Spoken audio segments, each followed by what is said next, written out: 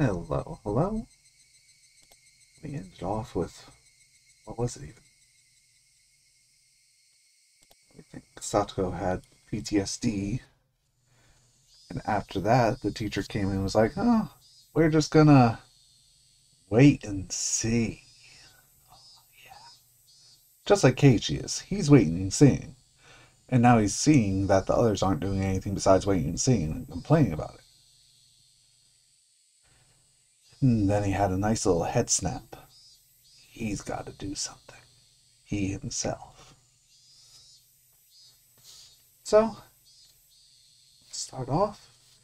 Mion and the others, having to set up for the Watanagashi festival or something, invited me along, but I refused.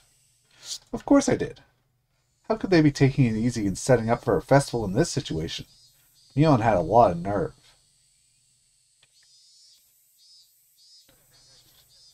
Me, I'm going to travel. To my house where I do nothing.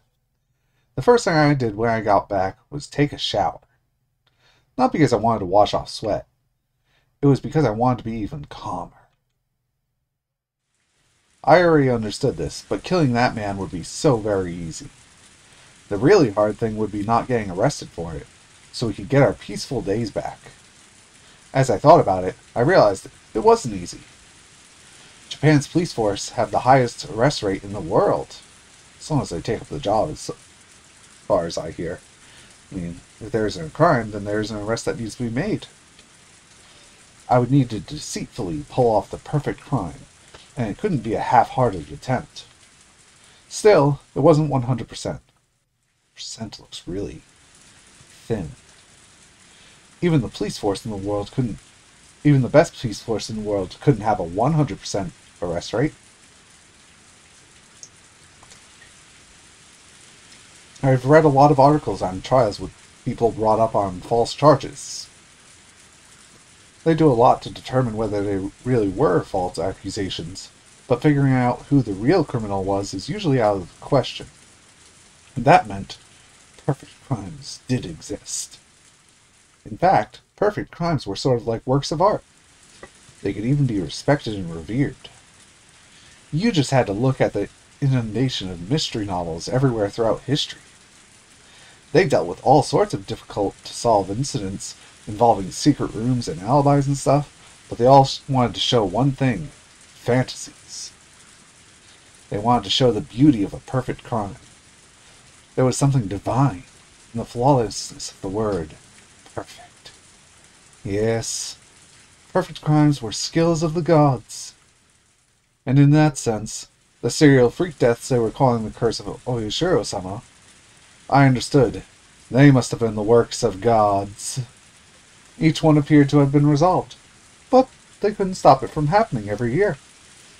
Yeah, skills belonging only to gods. Those are perfect crimes. And I would be setting up my own crime before Oyashiro-sama's series of perfect crimes, 4 years in the running. If I were to put it boldly, I would be the ninth person performing one of these perfect crimes. I was challenging a god. Foolhardiness would be needed to make the decision, but I need to be calm, cool, colder than ice to put that plan together. Kill him like a flame, but as systematic as ice. Starting now, I need to retain both of those ideas within me. Modeling my crime after a mystery novel wasn't actually a bad thing to focus on. Sometimes, kidnappings involving disturbing original methods that made it into the newspaper were used as a basis for novels after the person was arrested. Stuff like that made it into the news. Day and night, for a very long time, mystery novel authors polished and refined their most fantastic artistic crimes. Imitating that could be a shortcut to playing the perfect crime in a short period of time. Of course, I haven't read enough mystery novels to act all high and mighty about them.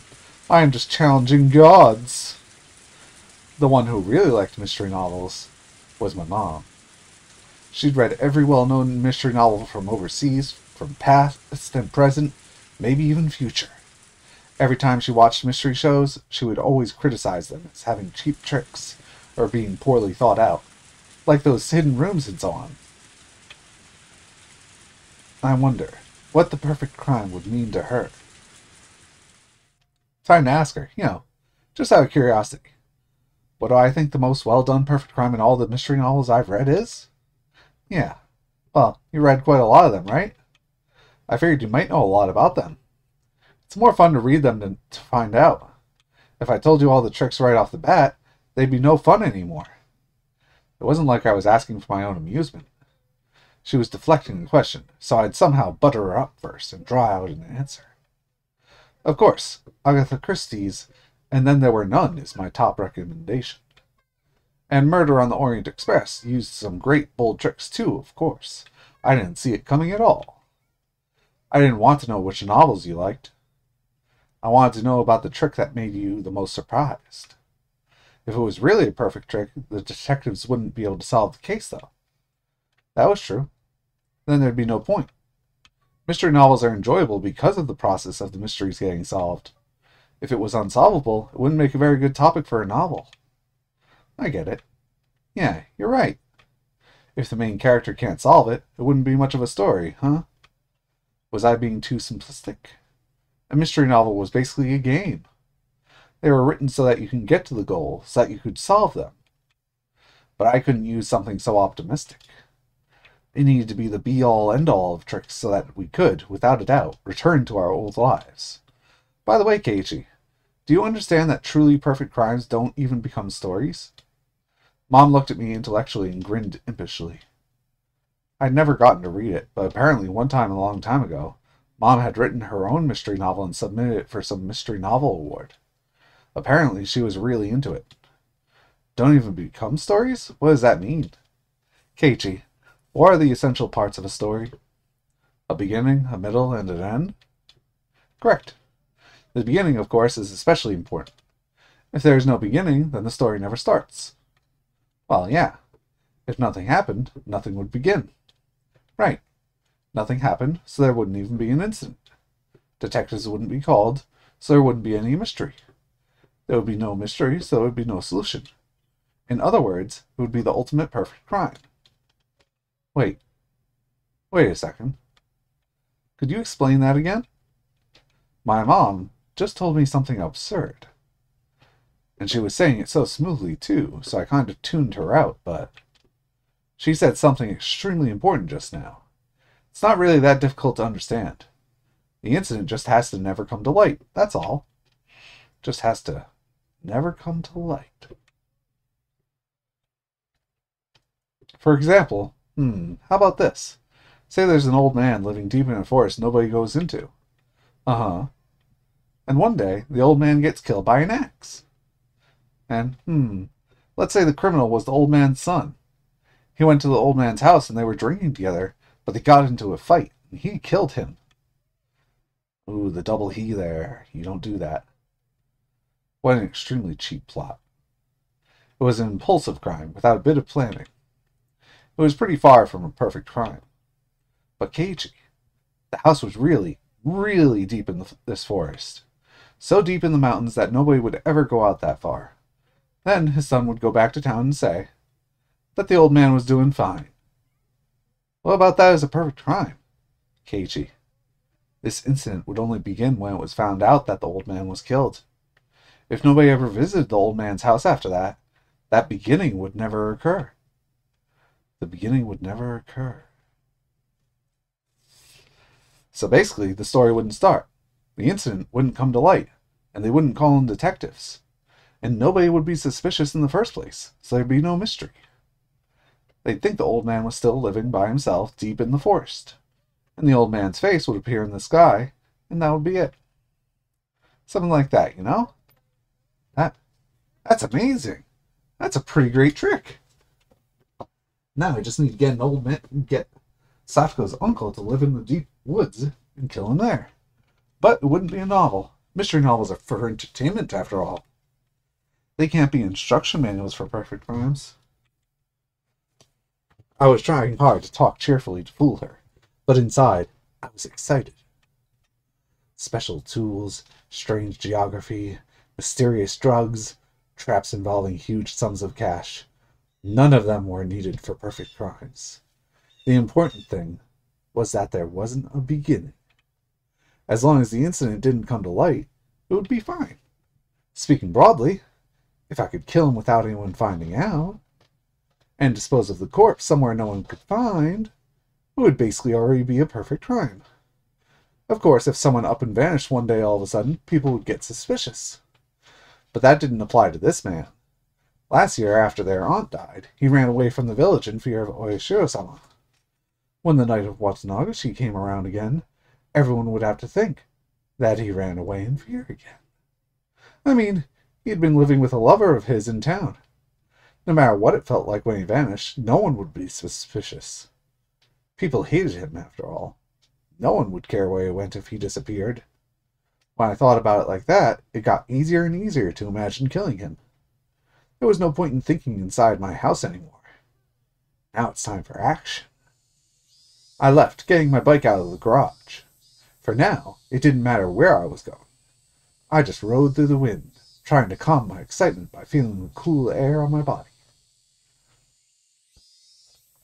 Where I'd kill him, how I'd do it, what time, and how to dispose of the corpse. If I just had those 4 things, I could get a good plan going. I was so surprised at how little there was to decide that I shivered. I'd been completely prepared to build this humongous plan over a really long period of time.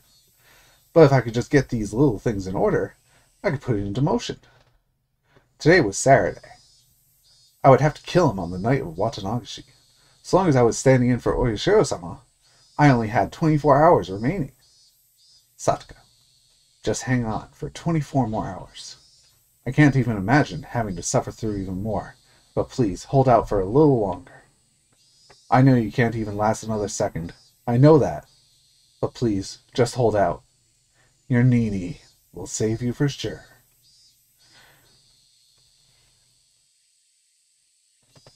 Outside, it was still early enough for the cicadas to be crying, even though they cry basically all day long here.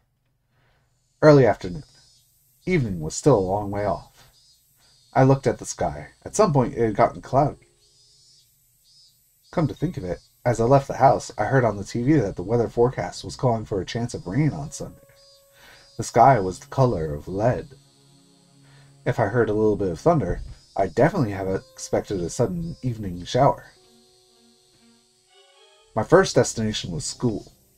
Before explaining why I was going there, I needed to explain what method for killing that man I had decided upon.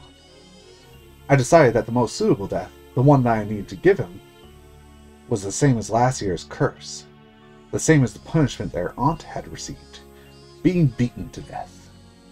Wouldn't beating him to death be somewhat unreliable? You may think that stabbing him with a blade would be more reliable, but this was something I had chosen after a lot of thought. You just need to think realistically. The law, it prohibited carrying any blades longer than 10 centimeters, I think. So the blades available to me, though long enough, were limited to things shorter than a ruler. You can probably understand how tricky it would be with such a short reach to go up against an opponent that might fight back. In that case, using a weapon with reach would be far more effective. You might not have the same precision, but you just have to hit the guy until you killed him. Both options resulted in death. With that settled, what is the weapon with the most terrifying force behind it that is also easy to carry around?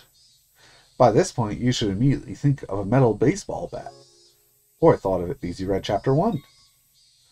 I don't need to explain how terrifying a metal baseball bat can be as a weapon.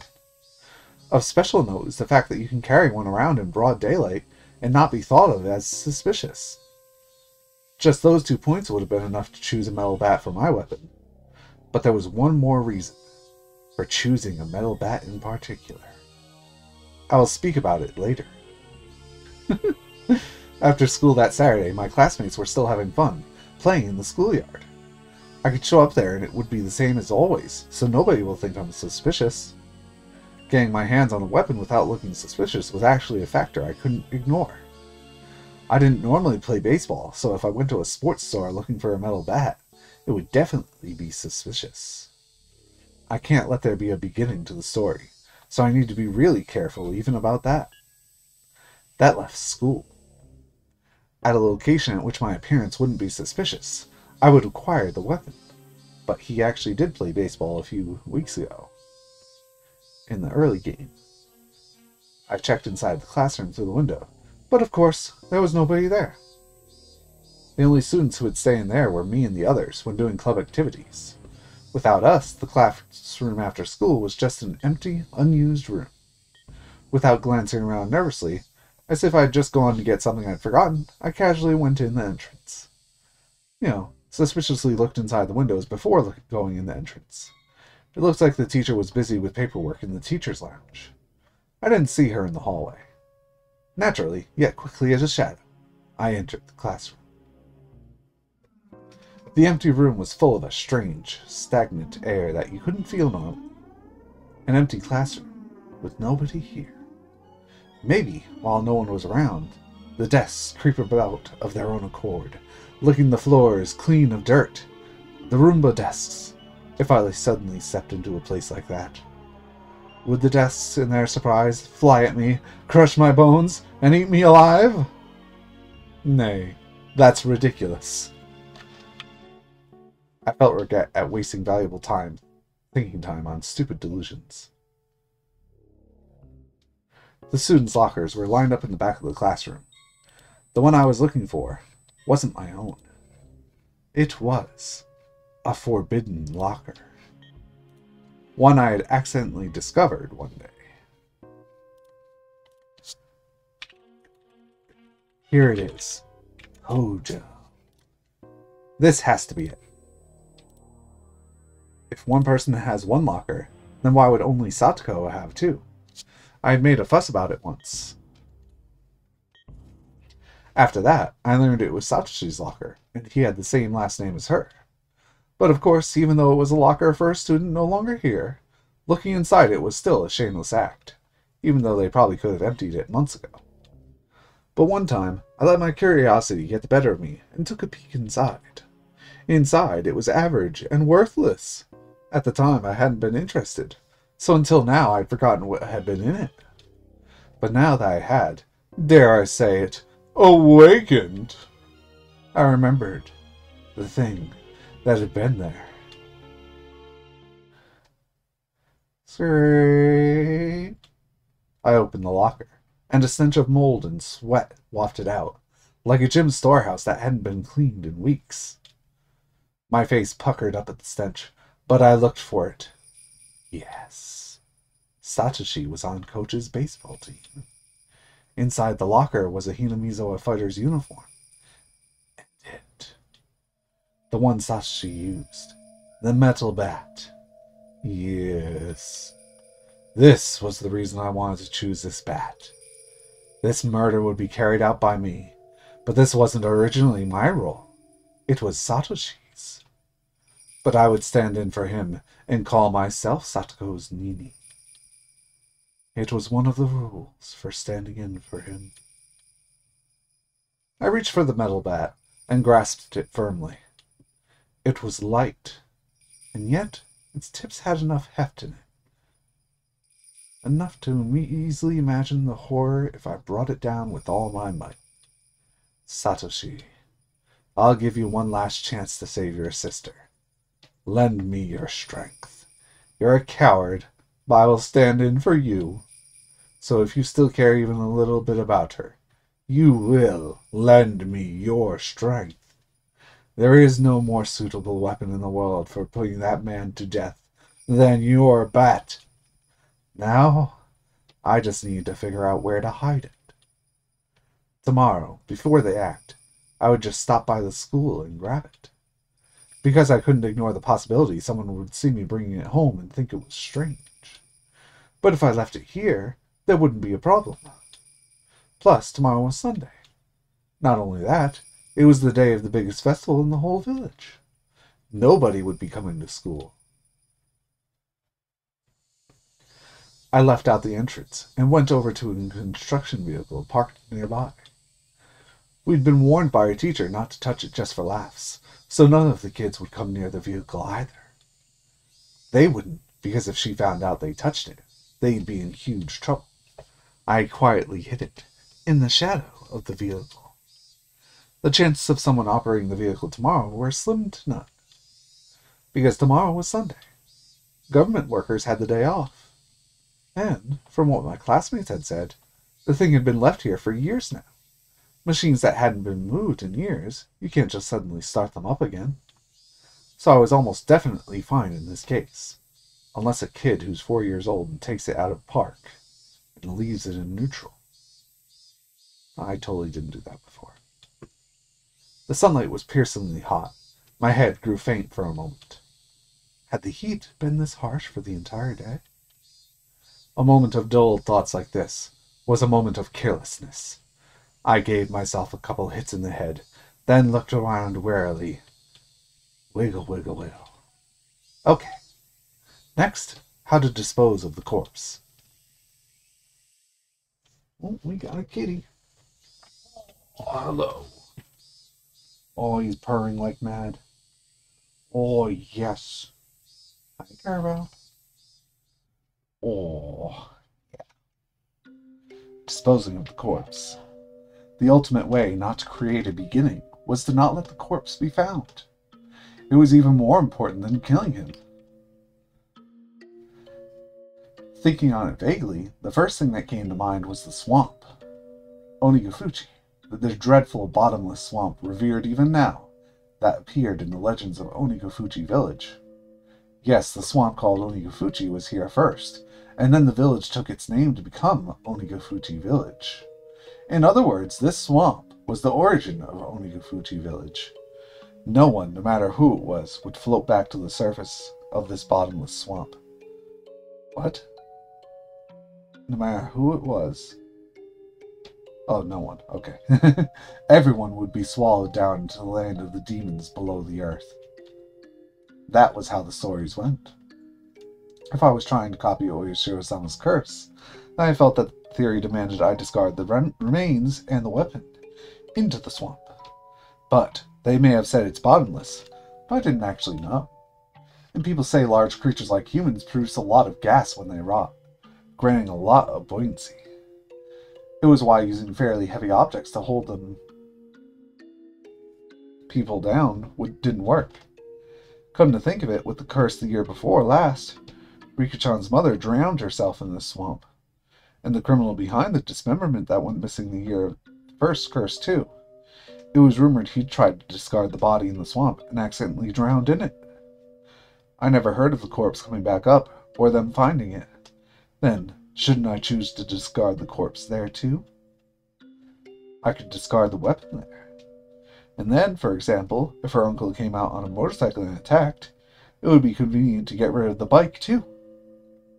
I knew that Satoko's uncle generally used a motorcycle for transportation. But as for the corpse...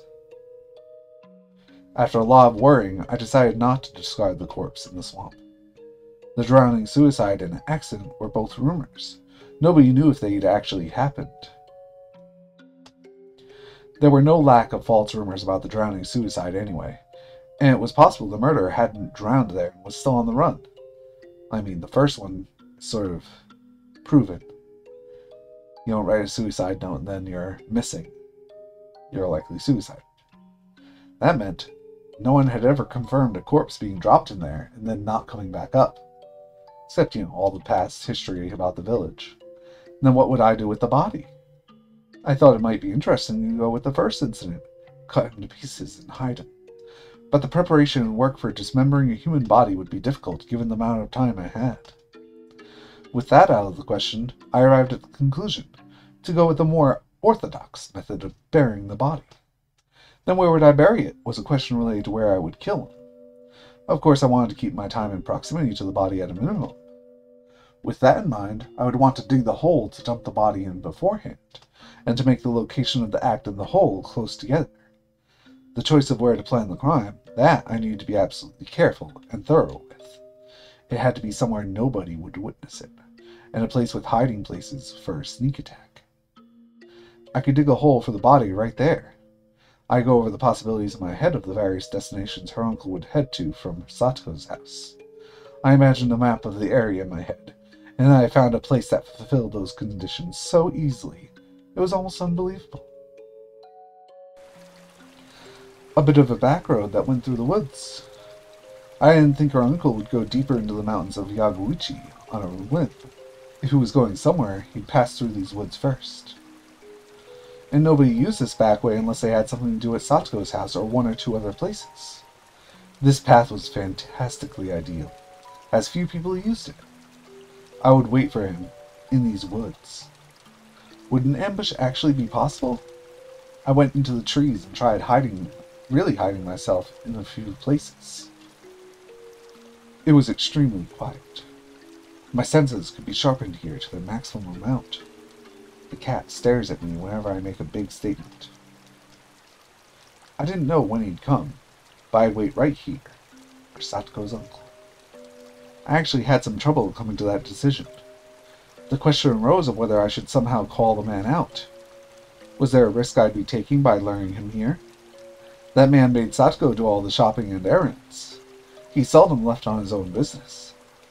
He wouldn't leave unless I worked out a plan to force him to, would he? That was the question. Tomorrow was the Watanashi festival. Would he go out for the festival, or would he stay inside? If he stayed inside, how would I drag him out of his house? That's right. Wouldn't he make Sato go to the festival? Sato would go to the festival. Meanwhile, I would call the man. This is the Okonomiya police station. We have the young lady from your house. Could you come and pick her up immediately? It didn't even have to be the police. This is the clinic. The young lady from your house has been injured. Please come and pick her up. Yes, that would work too. If I claimed to be the police or the hospital, told him to come, and then hung up on him, he'd rush there trying to figure out what was going on, wouldn't he? And just the other day, he was visited by a probation officer. He wouldn't suddenly grumble about having to get his niece and not go. It would look like child neglect. The man had no skills useful around the house. Satoko, his slave, was an essential part of his daily life. Conclusion. If he went out to the festival, I would attack him here on his way there or back. If he didn't, I would lure him out by phone. If luring him out by phone was my first step, I needed to be sure Satoko would go to the festival, leaving the house. It would be convenient if I could make Mio and take Satoko to the festival. She said her aunt was a district welfare officer. In other words, an ally to the probation officer. If I somehow incited Mion to take Satoko to the festival with her, well, being who she was, she'd use that fact and get her there. Satoko should just take a break and have fun at the festival with everyone, except me. Go and kill someone. She'd just have a good time, reminisce on our former peaceful days, and when she went home, everything would be over. Yeah, that would be the best outcome. With that decided, I needed to dig a hole somewhere in the woods to hide the body. So it wouldn't stand out, so it wouldn't be found. Someplace nobody would see me while I was completely exposed as I buried the corpse. I had wanted it to be close to the scene of the crime, but it naturally grew farther away.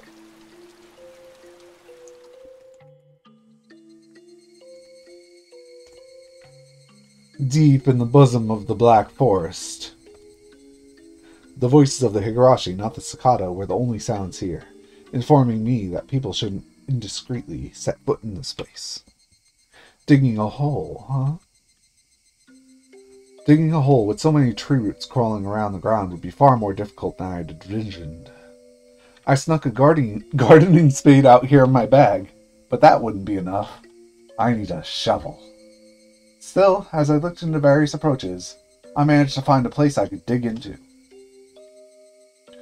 Tomorrow, I'd bring a real shovel from the storeroom at home. I'd manage with that. I wondered how big a hole would have to be to fit a human all the way into it. At least 6 feet down. And also, possibly 6 feet wide, depending on how you want to dig. Everyone always digs and puts the corpses in sideways, but what if you just put them in vertically?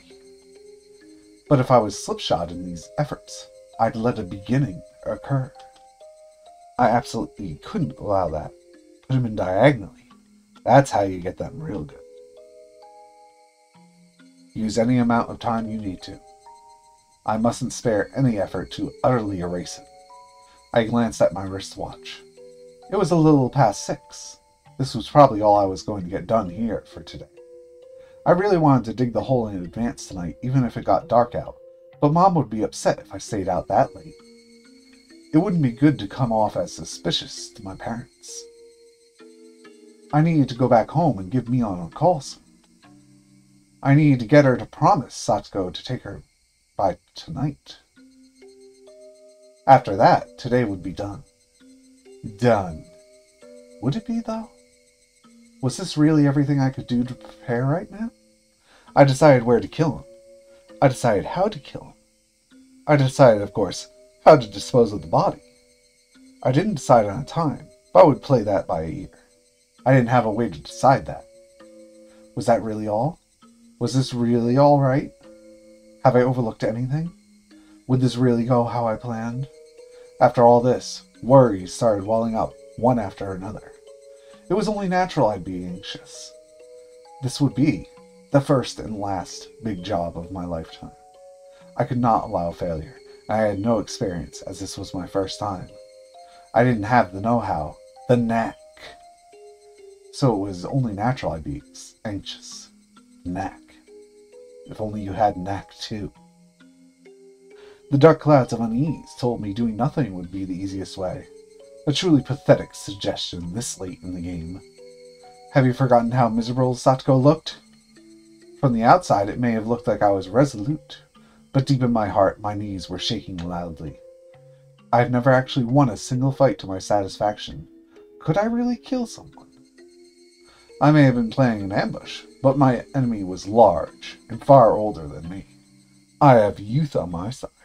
He had a scary face, and he looked like he was well accustomed to fighting. Could I have... All the pieces before and after the murder were perfectly planned. But was the actual murder the most important part, what unsettled me the most? All my preparations, all of my perfectly concealed machinations. If I didn't successfully murder him, they amounted to nothing. Damn it. After coming this far, you're pathetic, Keiichi. If you start to have these kinds of second thoughts, your ulterior motive will be obvious. Let's go home. Go home and calm your mind. Tomorrow will be a juncture in your life, the likes of which graduation, employment, marriage, and childbirth couldn't hold a candle to. A day of murder. To kill someone. For someone else's sake, of course. With that day behind us, we would take it back again. Those mild, spring-like days we never thought would stop. Those safe, peaceful, fun times. I pedaled my bicycle hard to get back home. I felt somehow unsteady, like our body and soul weren't in alignment. A subtle shift between where the tips of my hands and feet really were and where I felt them to be. My vision was a little distant and narrow, as if the great barrier I risked my future life on had nothing to do with me. An unreal sensation. How could I put it? Everything was so far away. Fine. Feel your unease permeate you, Keiichi. If that will turn your timidity into meticulousness and allow you to act with greater caution, then it's actually an important emotion to feel. This feeling I had never went away that night. He needs to set a trap or two to give him the advantage. Cricket. It was the first time I'd be calling Mion's house. I searched for her in the phone book the school gave me, then dialed a short phone number, the kind unique to remote places. Ring, ring, ring. It was around dinner time. She would probably be home. But just as I started to think nobody would respond, someone finally picked up the receiver. Hello, this is Sonozaki. Oh, I'm sorry for calling so late at night. Is this Mion? Huh? May I ask who's calling? It's me, Keiichi. Oh, Kei-chan. It's pretty late. What's up? What's up? She seemed to be in a weirdly good mood, and she drew her syllables out. Right, it's the night before tomorrow's festival, so she's probably with her family having some drinks. Sorry for the late call. Do you have time right now? Sure, what is it? It's about Satsuko. I heard her draw in a small breath on the other end. Satsuko, she's in a pretty bad spot. I hope she's okay. The scent of sake had completely disappeared from her voice. She can't be okay. You saw too, didn't you? What she was like? She was completely worn out from all the abuse.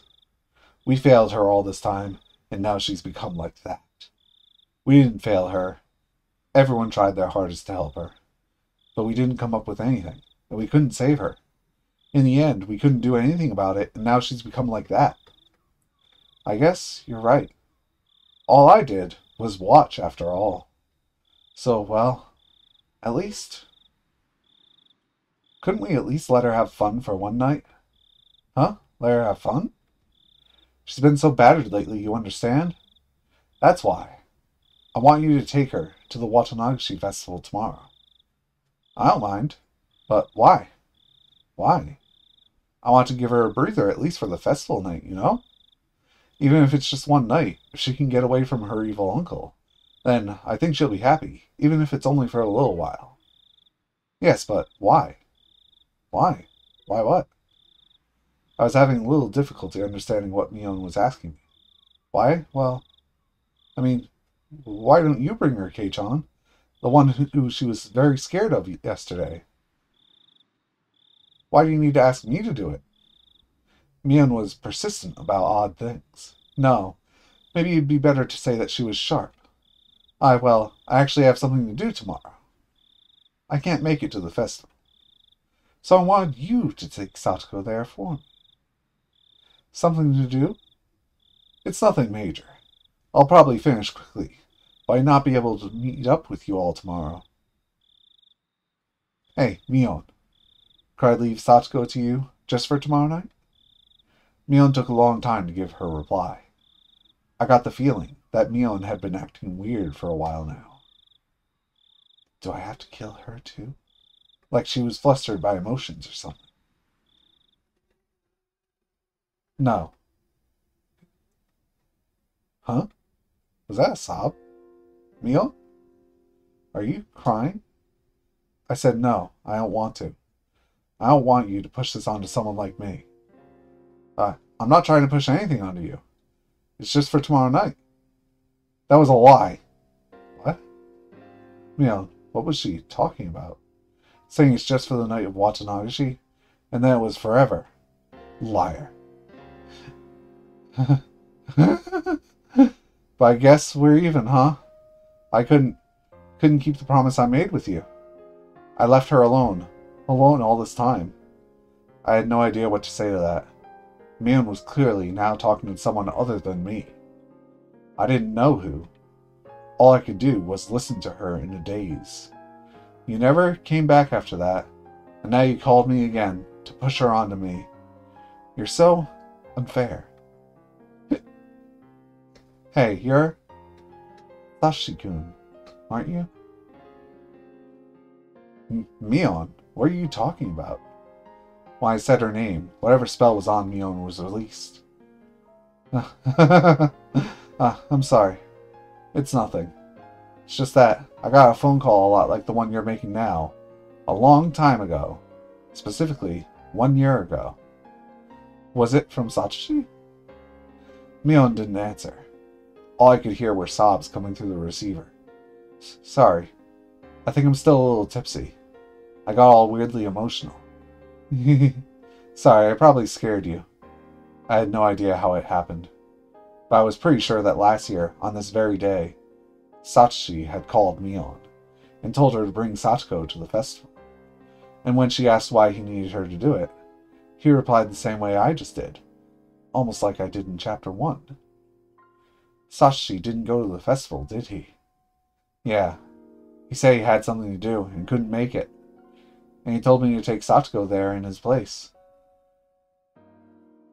At the time, Satoshi said it too, didn't he? That he'd leave Satoko to you? Yeah, he did. Just for tomorrow night. The way you said it was just like how he did. I just got a little upset, caught up in a memory and all. I didn't expect this. Satoshi had given her the exact same phone call 1 year ago today. Mion kept going after that. That he was lying. that he told her it would only be for the night of the festival. I get it. A few days later, Satoshi, he disappeared. Disappeared might have been a rather vague way to put it. Whether he ran away or not, Satoshi left, abandoning Satoko. Yes, he didn't transfer or run away from home. He disappeared. And then an idea far more indistinct than even fog crossed my mind. Satoshi made exactly the same phone call as me last year. Why would Satoshi make the exact same call? If, in the truest sense, he really made the exact same phone call as I am right now, then the incident where their aunt was beaten to death. Could it? Was Satoshi... Huh? What was that? Last year, Satoko had been constantly abused by her uncle's wife, their aunt too. Her aunt abused her the most, and on that night, in the name of Oyashiro-sama's curse, she was taken from this world. If I thought about that, everything made perfect sense, didn't it? Last year, Satoko's aunt was beaten to death, wasn't she? Would it be impossible for Satoshi to have... No, but that would mean... But then Satoshi... He was a coward who abandoned Satoko and ran away, wasn't he? How could Satoshi resolve himself to kill a person to save Satoko? It was unthinkable. I actually considered that as well. Though it didn't mean it'd be mean to Satoshi. A few days later, he disappeared, on Satoko's birthday. When I first heard it, I flew into a rage. What a cruel day to have run away on. But, now that I thought about it, like this...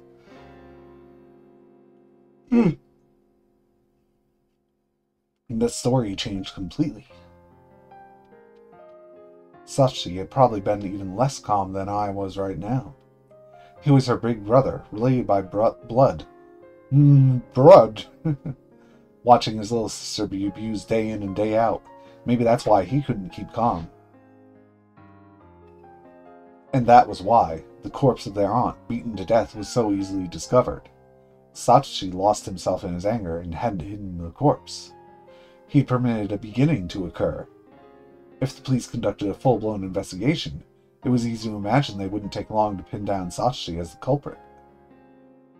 Satoshi, he wished for a return to peaceful days with Satoko, and though he achieved it for a time, he had been steadily driven into a corner. And then he wanted to at least hold out until Satoko's birthday, but finally they nailed him. At the time, Satoshi had been carrying the savings he had amassed to buy Satoko a giant stuffed animal for her birthday present. He would buy the stuffed animal as her gift, and then get caught. Or he could use the money and disappear. That was the choice he had been forced to make. And he decided not to make Satoko the sister of a murderer. I mean, they don't release names if they're young and so on, but... if that was the case, then it must have been an unspeakably bitter decision. All that money he had saved wanting to see Satoko happy, he had to use it to make her sad. And he used the savings, and disappeared to Tokyo if the rumors were true. Was that how Satoshi disappeared? I don't know. That Oishi guy seems to think that way, though. Oishi. Had he been slowly driven into a corner by that repulsive man's pig-headed pursuit? The circumstantial evidence is all there, but I think your deduction is wrong. They caught some crazy drug addict somewhere in the prefecture, and he apparently turned himself in for the crime. That was right. The deviant had confessed, and the incident was solved. They said he really was just a crazy person. They had no ties to Hinamizawa. And no relationship with Satoshi, of course. I mean, I have a pretty hard time believing the guy would lie in Satoshi's place. You couldn't just arbitrarily decide like that. You never know where or how humans are tied together. If that guy took the blame, then it was the perfect crime. Of course, if it was really a perfect crime, there would have been no reason for Satoshi to vanish. So why? Plus, I don't think Satoshi had the kind of money to run away. That day, he withdrew all of his savings.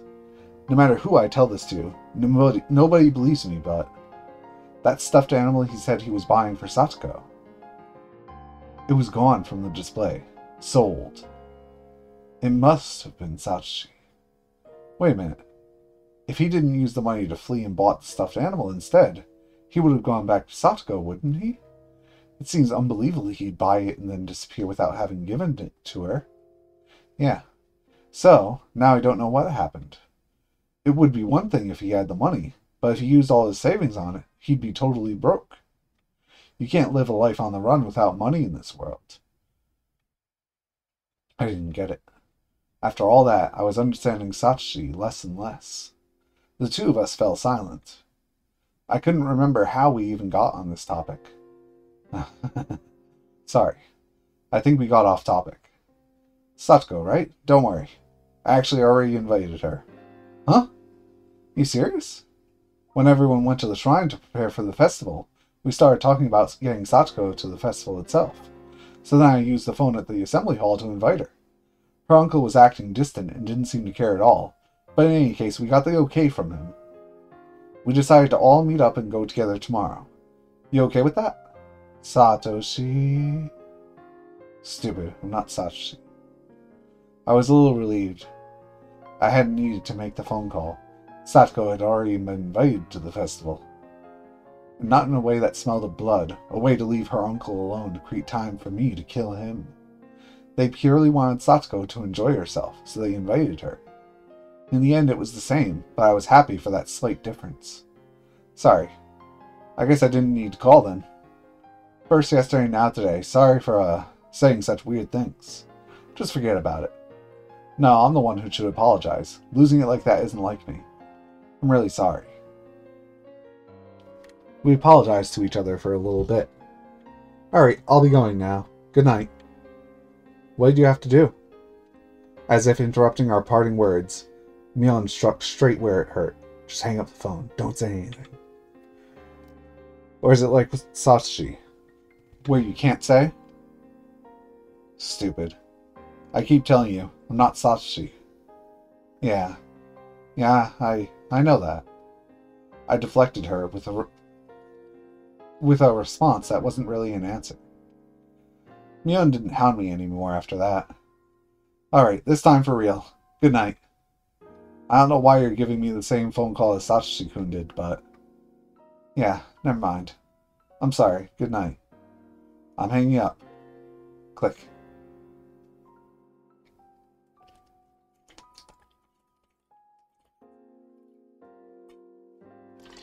Sachi Hojo. Just who are you? I scorned you as a coward who ran away, abandoning his sister. I always thought you didn't have the right to call yourself her Nini. But now I didn't know what to think. Oyashiro-sama's curse on the 4th year, their aunt's death and Sachi's disappearance, and now me trying to carry out Oyashiro-sama's curse on the 5th. Oddly enough, what I was going to do overlapped perfectly with Sachi, the day before the curse. No, that wasn't all. If we start back from Satoko being abused, I had been overlapping with Sachi for days already. When I talked to Mion before, she asked me if I was Sachi. If that was the first impression a third party like Mion got, then it was probably true. Then as Sachi had accomplished, I would succeed in the murder. But that was the extent to which we overlapped. I was far calmer than Sachi, more calculating. I could actually grow calmer, the more enthusiastic I became. That's why I wouldn't follow in Sachi's footsteps.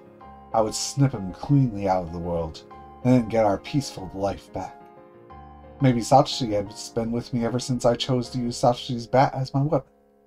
No, maybe even longer than that.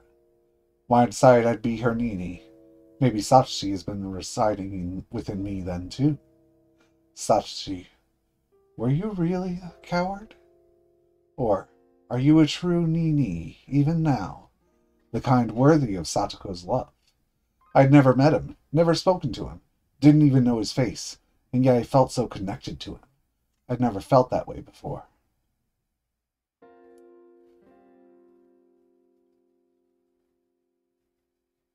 That might be the end of the chapter.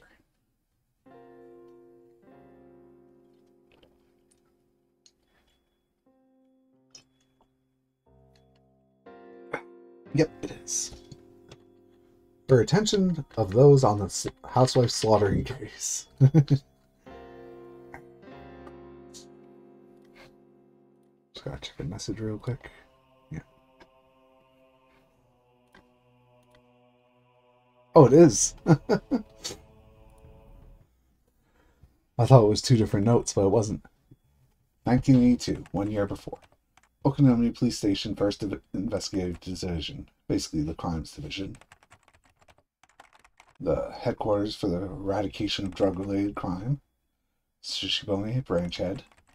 Regarding the incident designated as undercover. This message is to inform you that a section of the testimony records of an incident under this police headquarters jurisdiction has been found that is thought to be related to the undercover investigation of the incident in question. During investigation of suspect, who was arrested for possession of illegal drugs, there was testimony related to the crime in question. And as part of it, we learned that the criminal had information only he could have known. Therefore, this record of testimony, duplicate attached, will be provided to you. If this testimony is to be believed, then there is an extremely high chance that suspect was the culprit behind the incident in question. In addition, the head investigator on the case received this report and inquired as to the incident with the Okonomiya Police Station, but the responsible party at Okonomiya Station who responded to the designated undercover investigation, announced by the Prefectural Police's General Director on July 1st, misunderstood and did not explain the incident's existence to the head investigator on the case properly. Because of this, the case's head investigator was not aware of the importance of the testimony as it related to the case, and as a result was negligent when combing the scene. We apologize for having left it in the dark until now. In addition, there is a postscript saying that suspect died while in confinement yesterday. Creepy music for half a minute. I gotta sip some more water. My throat's like, bleh. Sunday. The fireworks I heard before noon were probably to announce the opening of the festival.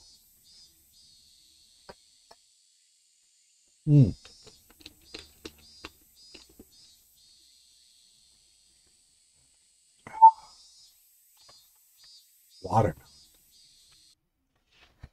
And the weather certainly wasn't festival weather. It was cloudy. The television forecast was calling for possible downpours starting this evening and lasting until around midnight. But as long as it wasn't raining at the moment, the festival would go on. One moment, I need to take care of the cat.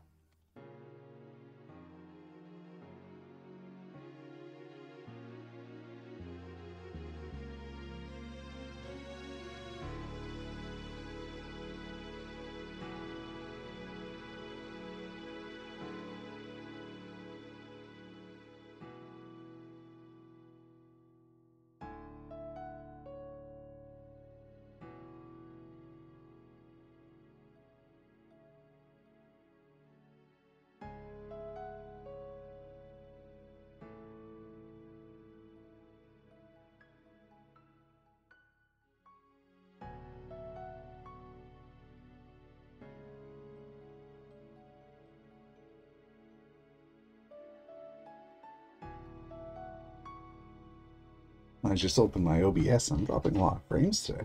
Let's take a look at that real quick. Like, nothing seemingly there. Hey, might as well close a few things if I can. This is now saved. Close that. That might help a tiny bit, hopefully. Probably not, though. The festival had to open, or it wouldn't begin. The Furude Shrine grounds were probably decorated beautifully for the big performance that only happened once a year. Many paper lanterns were hung up, all in the auspicious colors of red and white. The sound of electric motors at the stalls. The voices of kids running around. Their happy families watching them, smiling. Today was the festival of Watanashi. Was everyone already partaking in the festivities? What about Satsuko? Had she forgotten her days of suffering just for a few moments while smiling that brilliant smile she hadn't in so long? It's only been like a week. This would probably be the longest day of my life. It would be a day I would remember vividly for as long as I lived. I told my parents I'd go to the festival this evening and lounged about during the early afternoon. I wasn't digging a hole. We may have lived under the same roof, but they couldn't help being surprised by the deviation from how I usually spent my time. Glancing at my parents out of the corner of my eye, I went to the front door. I tied my shoes just a little tighter than normal, as if to express the firmness of my resolve in those knots. When I decided to murder Satoko's uncle, I was in such a state of excitement I almost went crazy. And when I was planning out the act of a murder, which went directly against all the morals fostered in me thus far, I was in such a state of calm I almost thought I had lost my emotions. And then, yesterday, when I learned Sachi had made exactly the same phone call as me, I didn't know how to describe the muddled feelings I had then. And now, entering today, right now I lacked all the emotions I'd possessed until now. To make a simple analogy, it was the kind of feeling you might get right after you wake up, when you're still asleep and you don't feel anything very clearly. I had no anger towards that man for the violence he had committed against Satoko. Nor did I feel sadness towards or sympathize with her. I felt no discontent towards my friends who had just waited and watched, never reaching out to her with any help, and no nervousness or fear towards the day that had finally come. Yes, right now you could say I was in the best possible condition for carrying out a murder. When it came down to it, I would probably need to let my violent emotions take control. But right up until that moment, I would be like an insect. I would slowly, surely, and silently move towards my one objective. And then when I had my prey, I'd attack like a bullet. I'm the gun and you're the bullet. I'm the bullet and you're the gun. No, you're the trigger that pulls the bullet. There was no emotion in that. Just the creepy mindset insects possessed. That sort of sneaking feeling was just the best. I would kill Satoko's uncle like he was a worm. I had to laugh a little at thinking that way, thinking like an insect. Tug. I tightened my laces one more time, and walked out the door. I brought the shovel out of the front storeroom. I would need it to dig the man's grave. The shovel was a convenient one made for camping. If I twisted it like so and split it into three, I could easily hide it in my bag. I twisted the shovel and dismantled it. And even though I had done it countless times before, I had trouble for some reason. Like I was suddenly clumsy. I knew why. It wasn't because I was nervous. My weak-willed self, deep within me, was hesitant. I knew that the act of dismantling the shovel was the first step I'd take to becoming a murderer. Not the other ones before this, no. Gah! Oh! The last twist was conspicuously difficult, but it finally submitted before the strength of my determination. The area around Satoko's house was outside my circle of activity, but even just riding my bike in the middle of the day like this might seem suspicious to an observant person. I definitely want to avoid meeting and talking to someone I knew. With that in mind, I chose the route to my destination carefully. I didn't mind going the long way around. With how long this day would be, I could never be too careful after all. Still, I was fortunate enough to not run across anybody on my way to the planned site of the crime. I wasn't superstitious at this point, but it was a good omen. The place I would dig the hole was in this grove, a little further into the woods. I was worried I might not make it to the same place as before, since there were no signs to guide me, but I arrived there smoothly and as expected. I took another look around.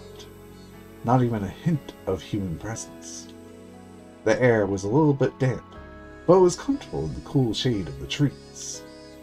I took the disassembled shovel out of my bag and began skillfully putting it together. Then I stuck the tip of the shovel into a soft-looking patch of ground and pushed on it with my foot. The shovel would split into the earth if I put some strength into that foot. The act of doing so seemed awfully like the point of no return, and it made me hesitate. I was just digging a hole with a shovel, but it made me gulp hard. Calm down, Keiichi. Let's do a countdown. Get it done on the count of 3. Alright. 1, 2... I couldn't do it on the countdown, despite it just being sticking the shovel into the ground. I had to count down 5 or 6 times. Damn it, I'm just digging a hole. This is pathetic. As I thought that, I put strength into my heel like I was stepping on something unpleasant, and split came the sharp noise of my foot. Ooh. Oh. It was only soft at the beginning. Roots and stones quickly got me in my way, informing me just how hard it was to dig a hole big enough for a person. No decent person would ever come here anyway. Maybe it would be enough to cover him up with some dirt. Every time a naive thought like that crept into my mind, I bit down on it with my teeth and dug even harder. I've dug enough now. I could hide him like this. Every time I thought that, I would go into the hole, grow disappointed at how shallow it was, and return to digging. The thin layer of sweat on my brow eventually formed into drops and fell to the ground. My DNA evidence. My back was in even worse shape. My damp shirt adhered to my skin, and it felt so disgusting. The things I couldn't stand the most were the mosquitoes. Maybe they were attracted by the scent of my sweat. The white and black striped mosquitoes would cling to me whenever I let my guard down. It was hot. It was disgusting. I was sticky. I was itchy. All those uncomfortable feelings surged through me in waves. Damn it all. So what, are you telling me to pack up and go home? Is that it? I hadn't yelled at anyone. It was me talking to myself. Me telling myself something. Why was I feeling this way, and digging a hole all the way out here? What benefit would digging this hole give me? What harm would there be in not digging this hole at all? Wait, in the first place, who ordered me to dig? When I thought it over, maybe, ever since grade school, or even before that, my whole life had only been me doing what other people told me to. I didn't mean it was somehow constrained, living a life just based on the commands of others. And I didn't mean I was too lazy to try and find my own road in life. Metaphorically speaking, yes, it was like a road. I'd never been particularly physically fit. I didn't hit puberty very early, and if all my classmates and I got in the line, I'd usually be on the shorter end. My scores in jump rope competitions and marathons were the very picture of average. And it wasn't like the captains of the dodgeball teams would have a passionate rock-paper-scissors contest to see which would get me. During those kindergarten and grade school years, it felt like someone was only worth how fast they grew and how fit they were. Looking back on it now, it was really uncomfortable for me. The thing that turned all that around was just a few words from my mother. Keiichi, would you like to go to a cram school? You'll better grasp what you're learning in school, and it will be more fun. The very first test I took at a cram school was kind of like a game. It was a lot of fun. It wasn't like the tests with the same exact problem dozens of times in a row. Every question had a picture to it, almost like one of those puzzle books that came with manga magazines. If my studies at school had been like this, it would have been way more fun. Several days later, I went to the cram school again with my mother and the enrollment paperwork. They made it seem fun, but it actually wasn't. Mom and the person at cram school had a really long, heated discussion, so I accidentally dozed off and missed most of what they said. But I clearly remember one point. Mom had made a loud groan, surprised at something. By 61, do you mean his average score was 61 points? No, not at all, Miss Smybar. The mean deviation of our cram schools all across this country is 61. He's showing rare numbers, even if this was just a simplified intelligence examination. First, I would like to say that Keiichi Maibara-kun is extremely bright. Keiichi? But he doesn't have very good grades at school. He has average marks on his reports cards. B's, C's, D's. Is there some kind of mistake? We gave him the Kraepelin test as well, and we learned some very interesting things as a result. I wonder what that is. Is that real? Kraepelin. Right person. Aptitude, personality. Intense concentration and effort. It has been used to induce mental... what? Ow. I feel like this is something else. Oh, no it is. Huh.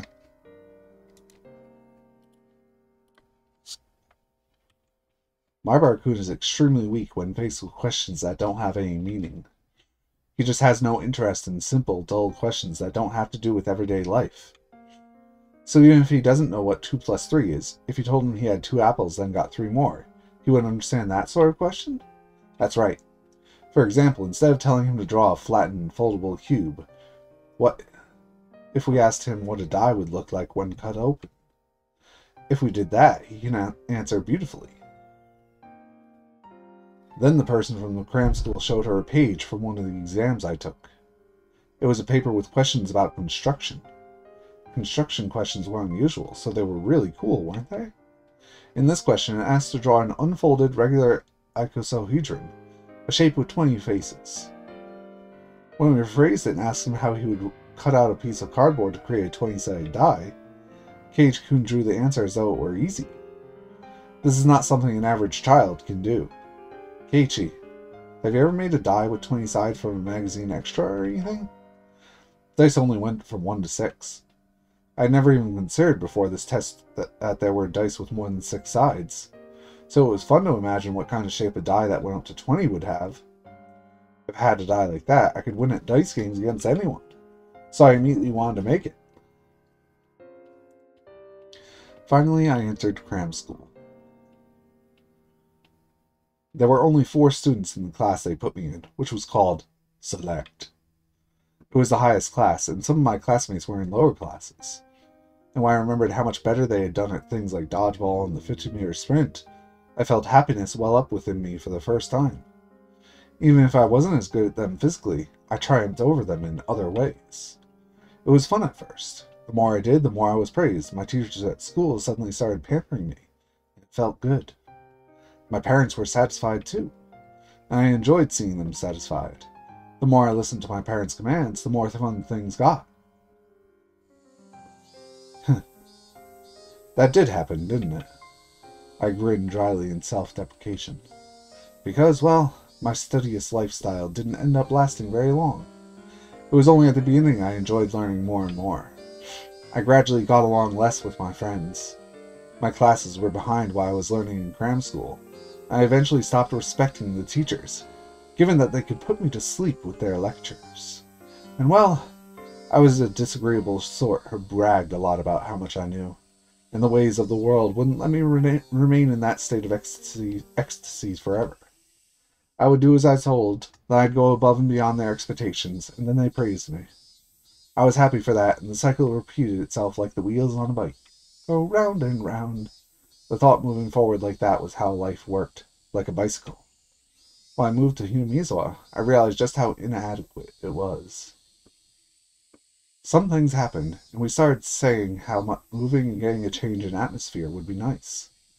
And then my father, he had a place that he liked, that he'd gone to a few times to draw the nature. He started saying that he wanted to bring his atelier there. With me in blank amazement, they decided to move to Hinamizawa. And after that, I met them, didn't I?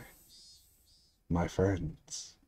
The first day after transferring here, I went to the classroom with the teacher. I thought it would seem pitiful for her to bring me in there, so I placed my hand on the door before she could, slammed it open, and set foot into the room. Clatter. The thrilling, powerful way I opened that door was none other than my own determination to try doing my life over again. And then, within seconds, that determination took a hard counter to the face. A blackboard eraser fell on me. Plus, there was a huge rock inside. It was a supremely painful trap someone had set up. Oh, come on, Satoko was already beating me right from the first day I transferred? That frightened me. I was bewildered. The class was surprised too. I wasn't just surprised that the students in the class were all in different grades and were different genders. It was because the room felt completely different from the schools I knew. As I spent more time with them, my surprise continued to grow. This fresh sense of surprise had never left my life, even to this day. Every day was a fresh new surprise. I never had a single boring day since coming here. The days were lively, spent with the other club members. We played Old Maid with cards with scratches on the back to cheat. We let out all our passions go wild during our games. We went all out as regular participants in tournaments at the toy store in town, and many, many more things in other chapters we haven't seen yet. Recently, during those times, there was the bento competition. It was that's when I saw an unexpected side to Satoko. Thinking back on it, I only ate dinner with her 2 nights. It was such sweet, gentle time spent, and it warmed my heart remembering it even now. I realized that Satoko was pretending to be stubborn and firm, and how brave she was, part of her heart always waiting for her Nini to come home, and I vowed to become her Nini. Satoko may have been nagging and overly critical, but she knew how to take care of someone. But though it might have seemed like she was taking the lead, it was actually her way of depending upon another person. Even if Satoshi and Satoko's lives as siblings were confined by their uncle and his wife, they were still warm, sunny days.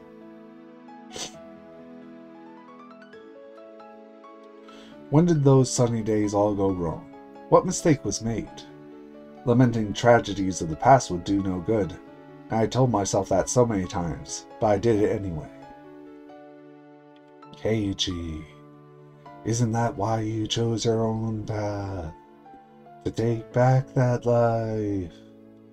Nobody ordered you to do this. You decided on your own. You don't desire anyone's praise for this.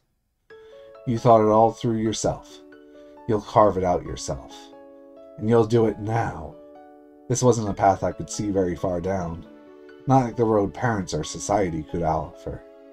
It was a narrow path, dark and utterly distressing. One for which the next step would always be shrouded in darkness. But that disheartening path would keep on going forever. It was an unlimited path, and there was nowhere I couldn't travel. The kind of path only available to those able to imagine where they wanted to go. Don't be ashamed at breaking from the brightly lit paved road. In fact, feel proud that you found your very own path to walk. And I hadn't discarded the paved road either. Once I achieved my goal, I would go back to that bright road. And then I'd spend those average sunny days at my leisure. Crush. When I next realized it, the hole had grown so deep I couldn't believe it. Did I dig all this myself? I think digging this much is enough, right? I put my shovel into the bottom of the hole. I would drag the body here, throw it into the hole, and cover it up with dirt. Even if it took me time to camouflage it by putting plants on top, it would all go much more easily than digging this hole had. I glanced at my watch. It was almost evening, and I hadn't realized it. I may not have felt the time passing, but digging a hole this deep must have taken quite a lot of time. I took a seat on a slanted rock nearby and wiped the sweat from my brow. Now, once it got a little darker, I'd go get the male bat I hid in the schoolyard. Then I'd make the call to lure him out. And then I'd do it. The number of things I needed to do to reach that moment were dwindling. I felt that moment closing in on me much more keenly than I did the passing of time. I didn't have any hesitation, but I still felt a contradiction. At every step in this process, I had a few chances to hesitate, to turn back, to let myself lose my nerve. Having to endure those million temptations and wait for when the time was right was an indescribably slow and painful torture. I had thought myself acting all weak because of that, but I stopped midway through. This was okay. It was fine. I could detest the abnormal act of homicide as much as I wanted, and it didn't matter. I wasn't going to be a cutthroat killer after today. I would pass through this strange day and go back to the world I was in before. If I fell to the level of a psychopath who thought nothing of killing, I wouldn't be able to go back to my old life. So this was fine with me. I didn't have to feel ashamed at hesitating to kill, because I was human. It was so funny to me that I'd be the bearer of Oishiro-sama's curse at the same time as I was aware I was human. I exhaled lightly and stood. I concealed my presence and sharpened my senses in all directions to search for anyone around but me. Okay, let's go. One step at a time. I would walk my own path. A path no one had forced me to walk. Let's do this, Keiichi. The cicadas made an annoying fuss. Their chorus covered up the suspicious noise of me breaking twigs underfoot, and their chorus filled the path ahead of me, letting me know that I would be alone for some time. The cicadas blessed the path I walked, encouraging me with every last ounce of strength they had. The sky was far above. In not even an hour, the veil of night would draw near, and the sky would be tinted with dusk. By that time, the Higurashi would let me hear their chorus in the place of the cicadas. What? They are really different. I gotta look this up.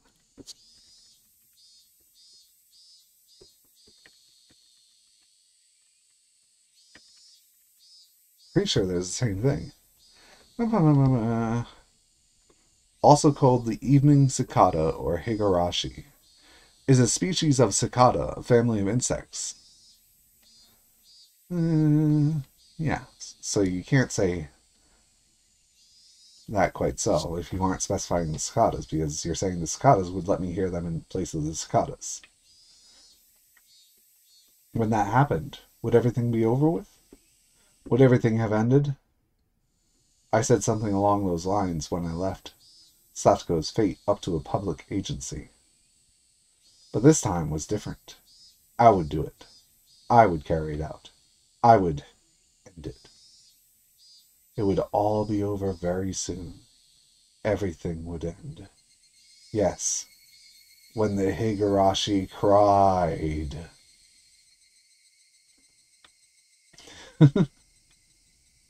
Title drop.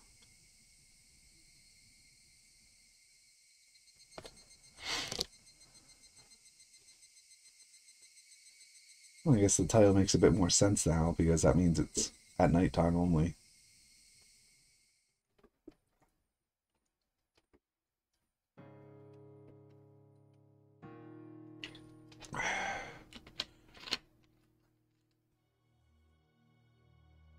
There was nobody at school. I couldn't hear the playful voices of children.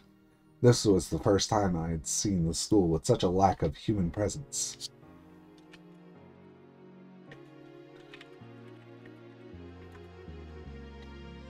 My nose feels stuffed. Still, I quieted my breath and looked around, not wanting to be unprepared. It had gotten darker outside, but it was almost like my eyes could see more clearly now. I made absolutely sure of my safety, then walked to the heavy construction machine I had hidden the metal bat behind. I had a tinge of worry, a premonition, that someone had found the bat and hidden it somewhere else as a prank. If that happened, would I take that as an opportunity to desist? If it really wasn't there, then... The sensation of chilled metal. It was still here where I left it. It hadn't run away. Sachi hadn't run away. He'd waited here patiently. For me.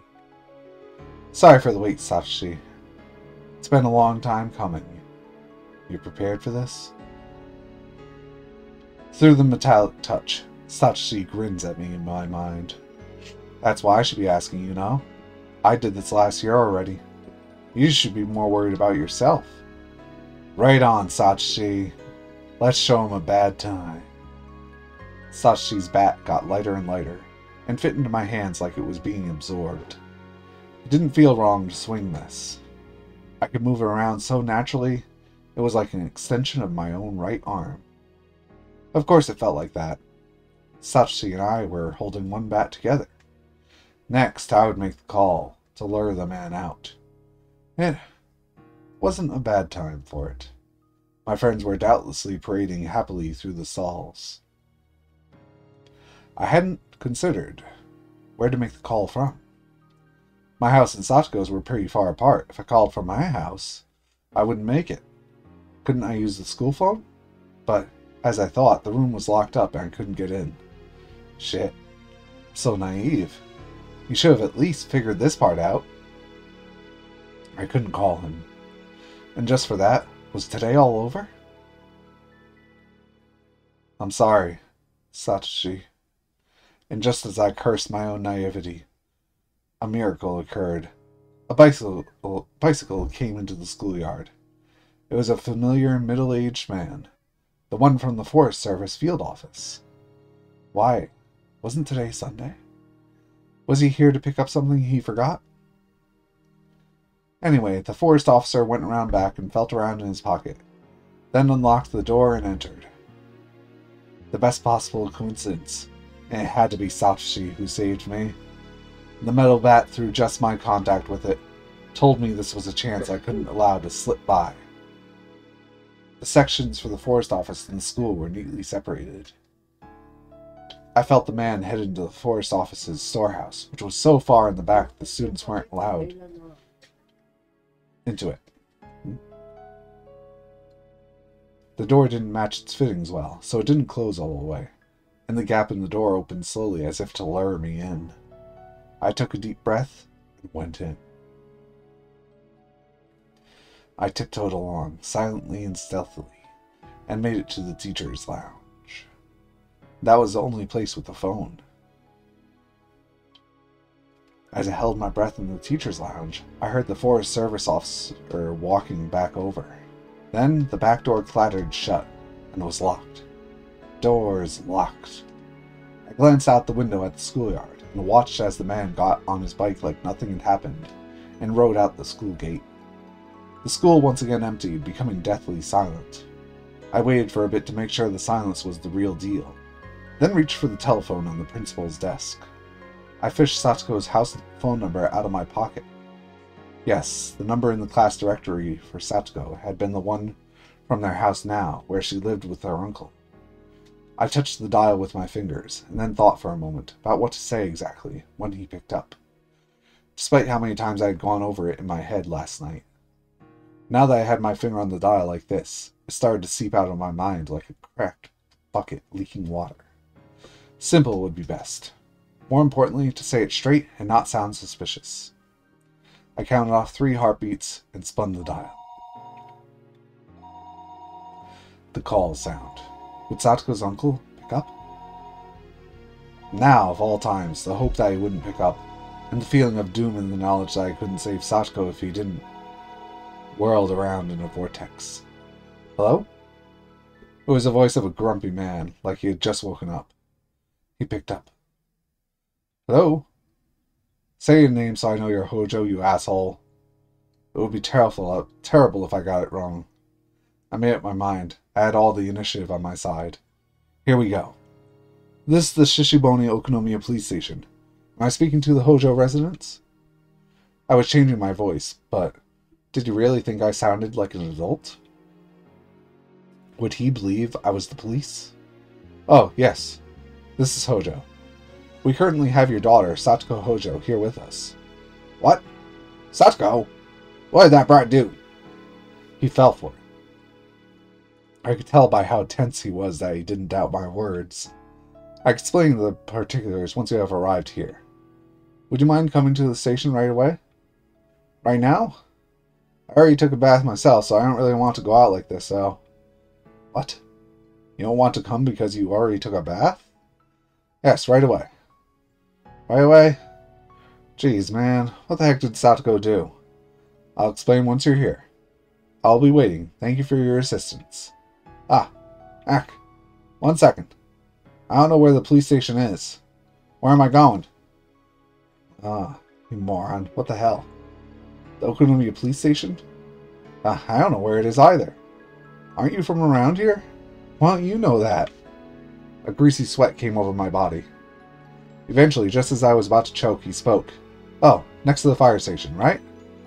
That's pretty far. Thank goodness, he remembered on his own for me. I didn't care where the police station was, so long as he left his house to get there. Then we will be waiting here. Oh, wait. Who am I asking for once I get there? What is your name? On top of that, he wanted to know my name? Just leave your goddamn house already. Maibashi. Excuse me. That was close. I almost thoughtlessly told him my real name. I managed to change the last syllable of it, but I put the receiver down like I was running away. My fingers were trembling, and I was soaked with a tepid sweat. I wasn't just nervous about the phone call. With that call, everything had finally been put into motion. I left the school. It was locked before, but it was easy enough to open from the inside. But I couldn't lock it again after I left. In terms of being thorough, I wanted to lock it, but I couldn't waste time going back to the teacher's lounge and looking for the key. I needed to rush back as fast as I could and ambush him. I zoomed back to the scene on my bike. If Satoko's uncle got out of town before I got there, everything would be over. He'd learned there was no one at the station named Maibashi, and things would get pretty messed up. As I returned at full speed, I passed a family wearing yukatas. They must have been on their way to the festival. Many people in Hinamizawa knew my face, though I didn't know theirs. Even just passing by them like this made me uneasy. But I didn't generally come around here, so those living in the area might not have known much about me. That didn't matter right now. I needed to get back as fast as possible to control my breathing and to ambush the man.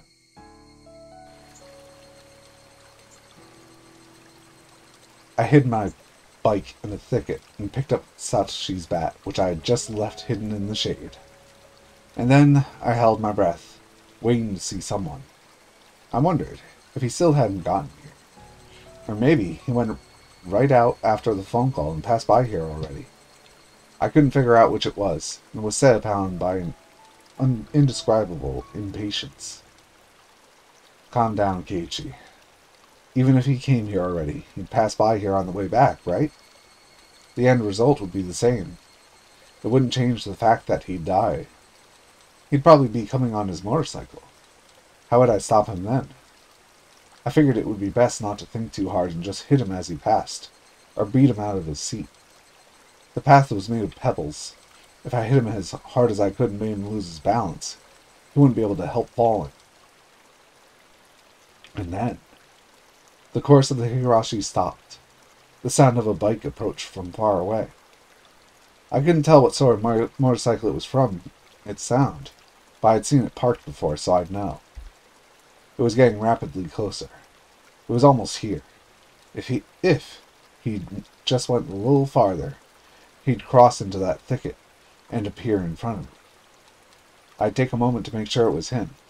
Then, when I had, I'd put my plan into action. The motorcycle appeared. A few easily identifiable characteristics told me it was Satoko's uncle's bike, without a doubt. Was it really him? Was it really Satoko's uncle? I wasn't making a mistake, was I? I looked at its characteristics again. Its color, shape, and most of all, the man's clothes and face. Those last feelings of hesitation, I did away with them. Satoko, now, your Nini will end it, okay? Closer, closer. The bike came closer. Let's go. Satoshi. Yeah. Whoosh. I jumped out of the thicket. I used my shoulder to basically tackle the uncle on the bike with all my might. Wah! Ah! Ah! He gave a dumb shout as his bike completely lost its balance. Finally it fell, the bike scattering clouds of sand, and after spinning it stopped. Her uncle, tossed to the ground, didn't understand what had just happened, and groaned for a few moments, crouched on the ground.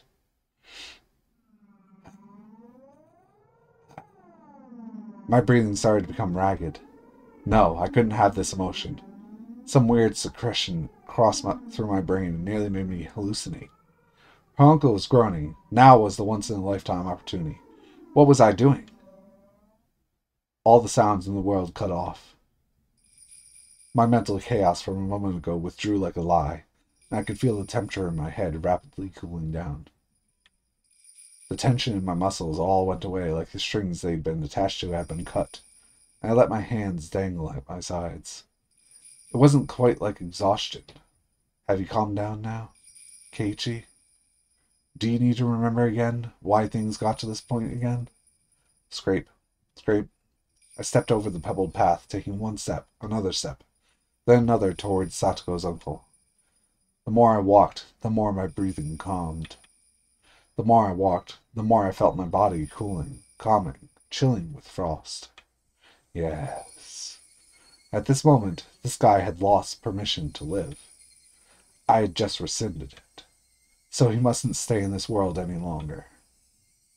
If he lived any longer, if Satoko's misfortune continued, it would be my responsibility for having allowed him to live. I could feel the cooling substance going through my whole body, even down to my capillaries. Her uncle was at my feet now, still on the ground like an idiot. I smiled coldly at how ridiculous he looked. That hurt. That's all it took for it to hurt? Satoko's heart hurt much more, and now you're going to feel that. And with your life, I'll make up for her pain. I erased all unnecessary information from my mind. I prioritized the murder of this man. Execute, execute, execute.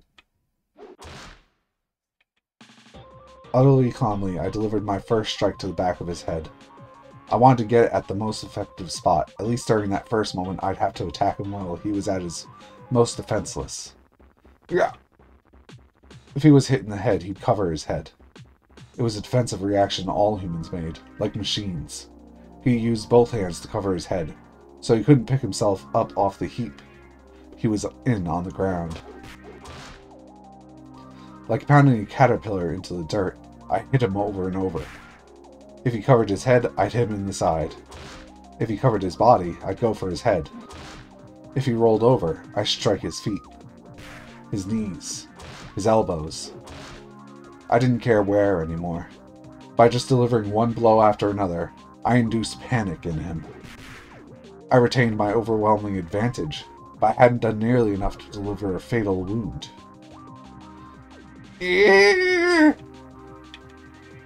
Her uncle skillfully pulled himself up off the ground and started to run like a fleeing rabbit. It wasn't a judgment he'd made after seeing my face and deciding whether to fight me. Right now he was fleeing by instinct, just trying to escape from the threat that had presented itself. A counterattack from the more physically capable uncle was what I was most concerned about. He may have run, but it wasn't all that unlucky. And the odds were in my favor. The uncle didn't run away towards people, but off the path and into the woods. How pleasant that. He would run in a direction where nobody else was.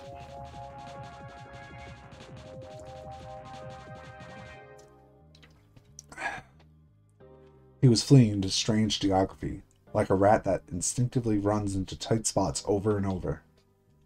Yes, he was no longer human. He was a rat. The blood vessels in my legs expanded, and my total oxygen supply increased. I lowered myself to gain the most explosive velocity I could. Without breathing, I became a wind-like shadow, and dashed. I crossed thickets, crushed dead tree branches underfoot, and dove through the woods like a bullet. He ran so cowardly, arms flailing as he went. After catching up to him, I didn't need so much as a blink of an eye to strike him again. My senses, mind and body, were all sharpened purely to kill this man. This was the first time I had felt like this. Well, this was the first experience I'd ever had killing someone. It felt natural to continue doing this, to do this for the first time. And that meant I had this much talent for killing. Or perhaps the act of killing was so simple that anyone could do it. I didn't struggle or grow tired at all chasing the clumsily fleeing uncle. No matter how much he ran, it was like trying to get away from his own shadow. He couldn't get away from me. I could easily aim at his back, his shoulder, and his head, even from this unnatural stance. Each time I struck him, he wailed in pain and begged pitifully for forgiveness, but it didn't disturb my mind. I was neither excited nor plagued by hesitation like before. I felt sharp. I felt like a carnivore. Of course, so did the uncle, who was trying to run away because he didn't want to die. He didn't want to be eaten, like an herbivore running with all its might, trying to get away. Despite all the attacks, despite all the hits, he kept on fleeing without even staggering. And despite the bad footing in the forest, he impressively never tripped over anything. But there was no need to admire that fact. It was simply proof that he was no more than an animal. If he was chased, he would run. If he was going to be killed, he would run. He bared his fangs at the weak, but couldn't oppose the strong whatsoever. He was lowly, vulgar, a diminutive animal. Such a puny little creature had harmed Satoko. Scar after scar to her body and mind, deep wounds that might not ever go away as long as she lived. Well, Oh. My cold and calm emotions suddenly turned into bestial ones. My personality changed into something specialized for murder, purely to devour the diminutive animal before me. The uncle gave a puny little shriek, covered his head, and ran. I'm impressed by how much you can run. Fine, run as much as you like. I will be your death. I will choose the moment at my leisure. Your legs will hurt. Your lungs will feel about to burst. Your head will hurt from lack of oxygen. If you feel the pain has become worse than death, then by all means stop any time. Without turning back, suffocating on his terror of the approaching death, he just ran shamefully onward. He ran, but was chased, his head bashed with the metal bat, sweat and drool flying everywhere, blood clinging to him. From his mouth came the sounds of coarse, irregular breathing, and high-pitched screaming that verged on crying. And pleas for forgiveness to someone, I didn't know who. Each and every second was a second of atonement that I granted him. Now, run. Run. Then fall, and moan, and die. Where did you even crawl out of, anyway? You were never here before. If you were never here, you never should have showed up. If you never showed up, our lives would still be fun and enjoyable. We would have gone to today's festival, waited for each other, and gone to the shrine laughing. We would have been playing amongst the stalls right about now. We'd be browsing the strange food stalls you only saw at festivals, trying to get prizes from goldfish scooping, ring throwing, or target practice. Neon would surely make it into a competition, and we as a club would have a grand time. And everyone would have been cheering for Rikchan's dedication dance, and everyone would say how fun it was, and it would give us energy for days to come. Fun, enjoyable, and funny. Warm times spent with friends. And that would have happened. But it didn't. And now it was all smashed to pieces. There was no doubt that what would be what the world was like if you never showed up. You were the obstacle, the mistake, the heresy in that world. But I would correct that mistake now. I would erase you and make it so this last week never happened. Tonight was the Watanagashi Festival, the holy night where taking just one life was permitted in the name of Oyashiro-sama's curse. Ah, it looked like the Higurashi stopped crying at some point. When the Higurashi cried, everything would end. And the Higurashi silenced. Lowly one, the hour of atonement is at an end. The Higurashi have stopped their crying. Thus it is the end. The end, the end, the end, end! You don't have to run away anymore. Die with those dirty brains of yours smashed everywhere. Whoa!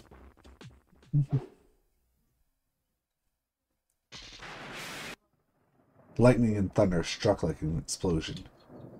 It was so loud it shook the ground and I smelled gunpowder. The response I got this time was clearly different from the one before. The metal bat crunched in the crown of his head. It was like the top of his head had caved in. The bat felt like it was biting him. Drip, drip, drip. It had been the final, killing attack that visited him, when I didn't overlook the opening he left as his knees gave out under him. I remained alert for a few moments, then thud, thud. I planted both knees in the ground, and then fell forwards, burying my head in the ground.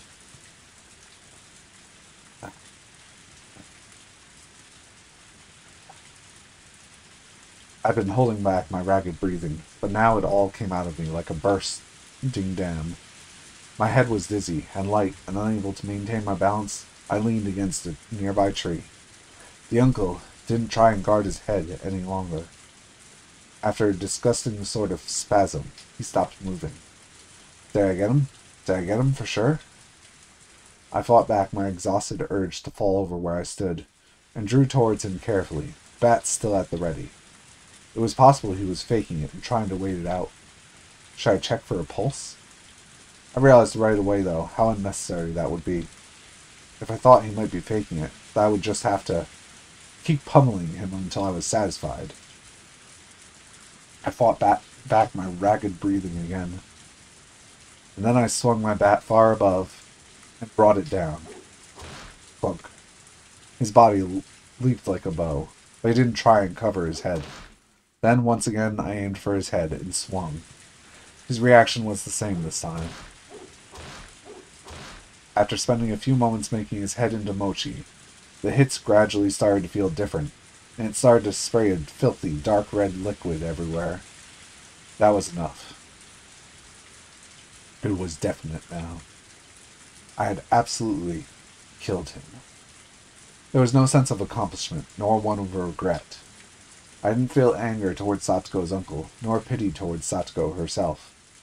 Instead, right now, I was feeling like my heart had been stolen by the downpour.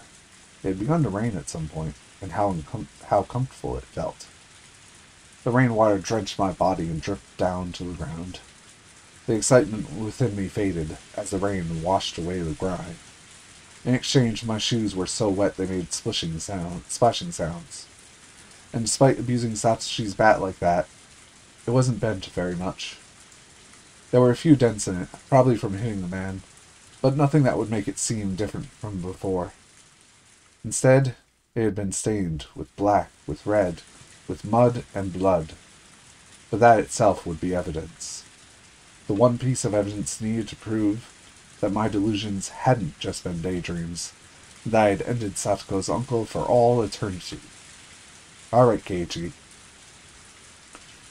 Calm your mind. The time for passion is over. Now is the time to be cold as ice. I needed to bury the body. But where was I? I'd simply followed the man as far as he ran into the darkness. I couldn't take a guess as to how far we'd run. It was already pitch black around us, and the only light I had to go on was the very faint lights on the road a little further down. It was so dark out. I hadn't noticed the darkness until just now. My vision was so good I could see the man's ugly hairline.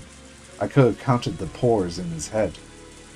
It was only now that I realized how much crazy strength I had mustered at that moment. I went over to the streetlight.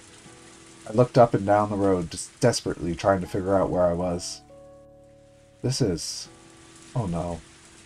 This was the one road connecting Hinamizawa to the town. We were unbelievably far away from Satoko's house. Had the two of us really run so far a distance? My surprise at that was accompanied by knowledge of the miraculous fact that despite running so much and making so much noise, we hadn't come across anybody at all. It was a long way between here and the ambush location where I dug the hole. There was no way I could carry the body that far. Wait, aside from that, the bike the man took here was still lying in the middle of that path. That would be an issue. The police could tell whose motorcycle it was by looking at its license plate. And they wouldn't just leave it at that. Thankfully, the corpse was in a dark forest. In terms of urgency, dealing with the bike would come first. And I wanted to get the shovel back from where I left it next to the hole. I shouldn't drag the body there. I would have to deal with it right here. Fortunately, the ground was like mud from the downpour. It was more sludgy here than where I was before. I might be able to dig a grave quickly here. Of course, my bicycle was still over where I'd left it, too. It still wasn't over. Homicide had only been half of my goal. The other half would be just as important as the first. I would completely hide the body, not allowing a beginning to happen. I would erase the man like he'd never existed, and regain the peaceful times we'd had before. I bent my head backwards and calmed my mind even further. The big water droplets struck my brow mercilessly. They were actually quite comfortable, and for a while I let my desire have its way. After confirming that I was sharp again, I started running through the rain. The motorcycle was in the grass at the roadside. Considering how it looked, pelted with rain and covered in mud, it actually seemed like it had been lying there for a very long time. The plan was to drop the motorcycle into the swamp. The swamp was a bit of a walk from here. I lifted the bike up. I didn't think it would be so heavy. I was a little surprised, but once I had it upright, it was fairly easy to roll it along. Still, pushing this thing all the way to the swamp was really not something I wanted to do. I could no longer ignore my exhaustion, and it warned me numerous times of how far away the swamp was. This motorcycle, I wonder if I could ride it well enough. Once I got it going, it would be basically the same as a bicycle.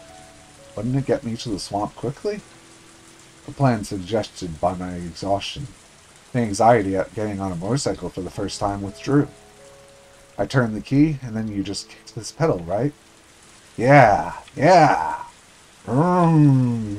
It's on! And then I gripped the handlebars. First the right, then the left. Ooh-ah! Maybe I twisted them too much. The bike lurched and did a wheelie like an angry horse. I lost it for a second, but it was just a problem of how much torque to apply. Let's try it again. This time, slowly, gently. That time it went well. It was strange to be on a two-wheeled vehicle that would go even if I didn't pedal. Very odd, but I got used to it quickly. Mion once told me you could get a scooter license within a day, and she was clearly right.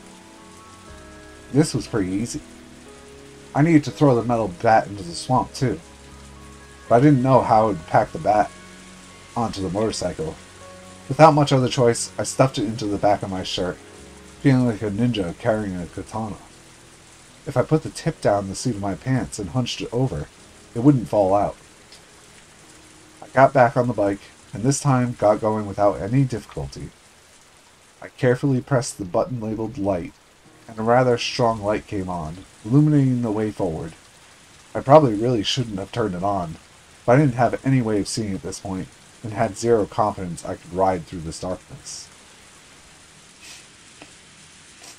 As the rain came down on me, I maintained a precarious balance, and inched my way towards the swamp. Along the way I ran across a few people who seemed to be returning from the festival, but none of them had any interest in me. They were either all soaked through with the rain and hurrying on their way home, or had their umbrellas low and their heads down. Yesterday I might have been wary of even these passers-by, but right now it didn't seem to be much cause for concern. In fact, it would probably be less suspicious to be riding out in the open like this instead of sneaking around. More and more, though, I started to think of that idea as naive, brought on by my exhausted state. I climbed a steep hill. On a bike, the hill would have put me out of breath, but I just had to accelerate a little bit to climb the entire thing. Motorcycles sure are convenient. For a moment, its light illuminated a sign before I passed by it. Onigufuchi Sumo. Good children do not play around here.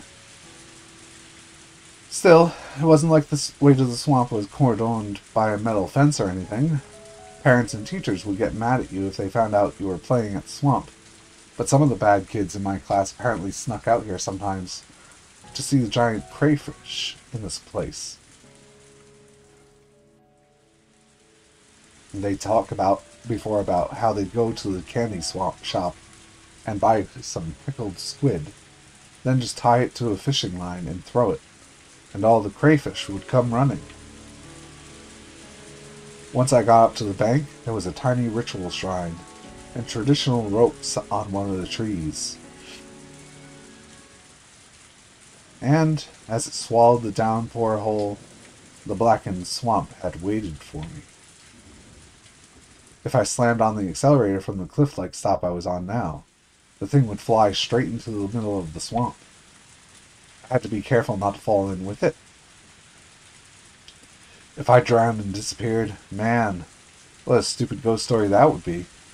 On the night of Watanagashi, Satoko's uncle's corpse was found in a thicket by the road leading to town, and Keiichi Maibaro went missing. People would whisper that I had been demoned away. The 5th year's curse would be a half-baked one. I got off the bike and twisted the accelerator as hard as I could. I let go just when it seemed like it would drag me forward.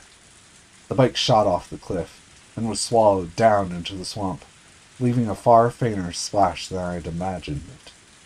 Its surface was being pummeled by the downpour, and the muddy, filthy water was flowing into it. I couldn't even make out the motorcycle I had just thrown in there. It was pretty heavy after all. It would be quickly engulfed by the soft mud at the bottom of the swamp, and it would be pulled deeper and deeper until it reached hell itself.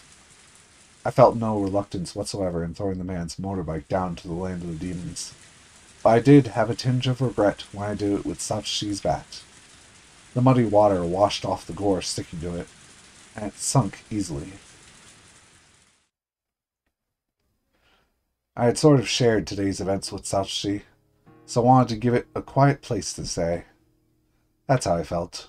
I started to feel more like returning it to the locker from before, so it could continue to keep watch over Satoko. Satoshi, I probably, misunderstood you. Satoshi listened quietly without nodding. I am absolutely convinced now. You were the one who beat your aunt to death last year and saved Satoko. I always scorned you and called you a coward who ran away, but I was wrong. To the rest of the world, some deviant was behind that incident, but I know. That was something you did for her. And then you disappeared. You finally got back that peace and lost it within days. So, I swear to you that I will live life to the fullest from now on. Live it enough for the both of us. I will live on as though this week, this day, never happened.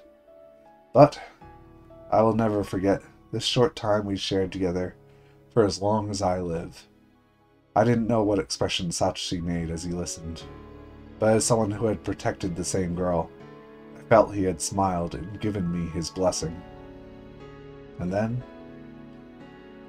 my hand moved of its own accord, and the bat I had hesitated to throw away left my hands and flew through the air. It traveled its parabolic arc, spinning all the while, and the swamp absorbed it without a sound. There weren't even any ripples when it hit the surface.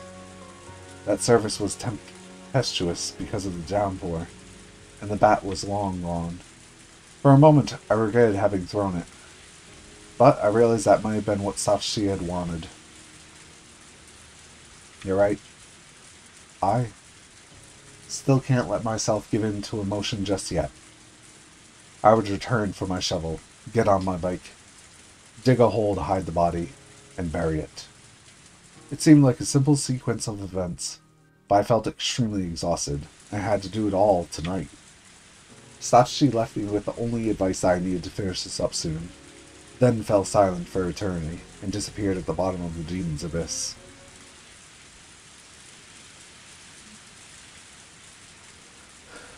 I returned to the path I had ambushed her uncle on. My bike was hidden, sleeping in the brush. I stood it back up. My whole body felt heavy, but I needed to finish by the end of the day, even if I had to whip myself to do it. Oh, I forgot something. I didn't just come here for my bike. The shovel was here too. Not good. I was zoning out. Every once in a while, if I let my guard down, my vision would almost go black. Pull yourself together, Keiichi. It's still not over. I went into the grove of trees and looked for the hole in which I had hidden the shovel. Unfortunately, I had hidden it deep in the forest, not wanting it to be seen, and now everything was black in the night, and I couldn't see anything anymore. I reawakened my fading consciousness, and realized just how big this annoyance really was. Wait, you can't be serious. The sweat the rain washed away before came back up to my skin, deep in the forest where the streetlights could never reach. The fact that it would be so pitch black had been completely uncalculated. With this much darkness, even if I had been able to kill him right away like I'd planned, I didn't know if I still could have buried him without a problem. What should I do? I simply couldn't find the shovel tonight. If I forced myself to go deep into the forest, I'd lose even my sense of direction. I might actually get lost in there. That might have been an exaggeration, though it was fully possible I'd trip over a tree root and sprain a muscle. Oh right, my house's storage room. There was another shovel there, the same fold-up kind. Couldn't I go back to the house, get the shovel, and give up on finding the shovel tonight? It's not as though the name Moirder is written on the shovel, but it seemed like an unusual item from an import variety store, made in another country, so I didn't want to leave that shovel here. But in this darkness, I couldn't do anything. I should give up and go back to the storage room. And there was an electric lantern in there. If I used that for light, I could look for it. But it was so extremely dark. Could I light the way with just the lantern? The light of a lantern in this dark night. I couldn't discard the possibility of it drawing eyes.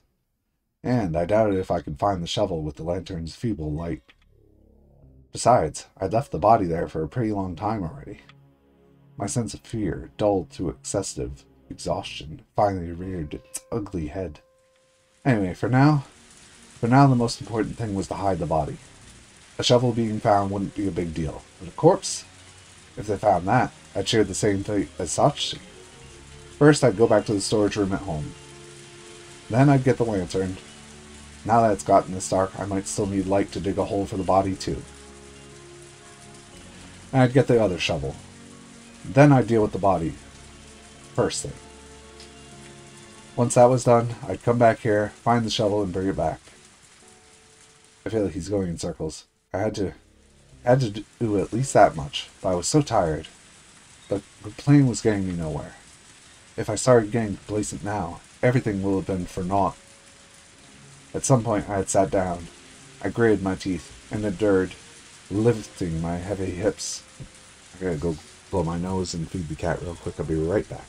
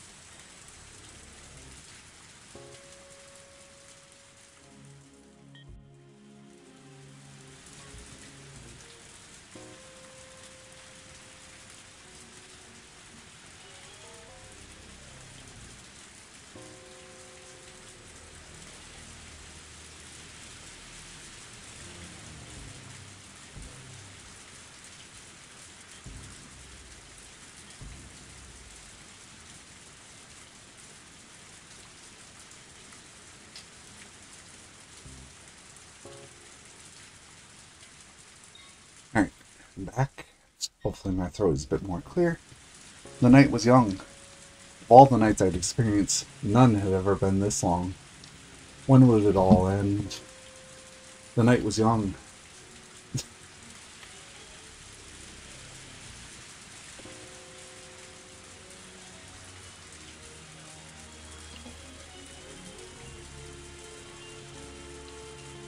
It's not going to end there, right?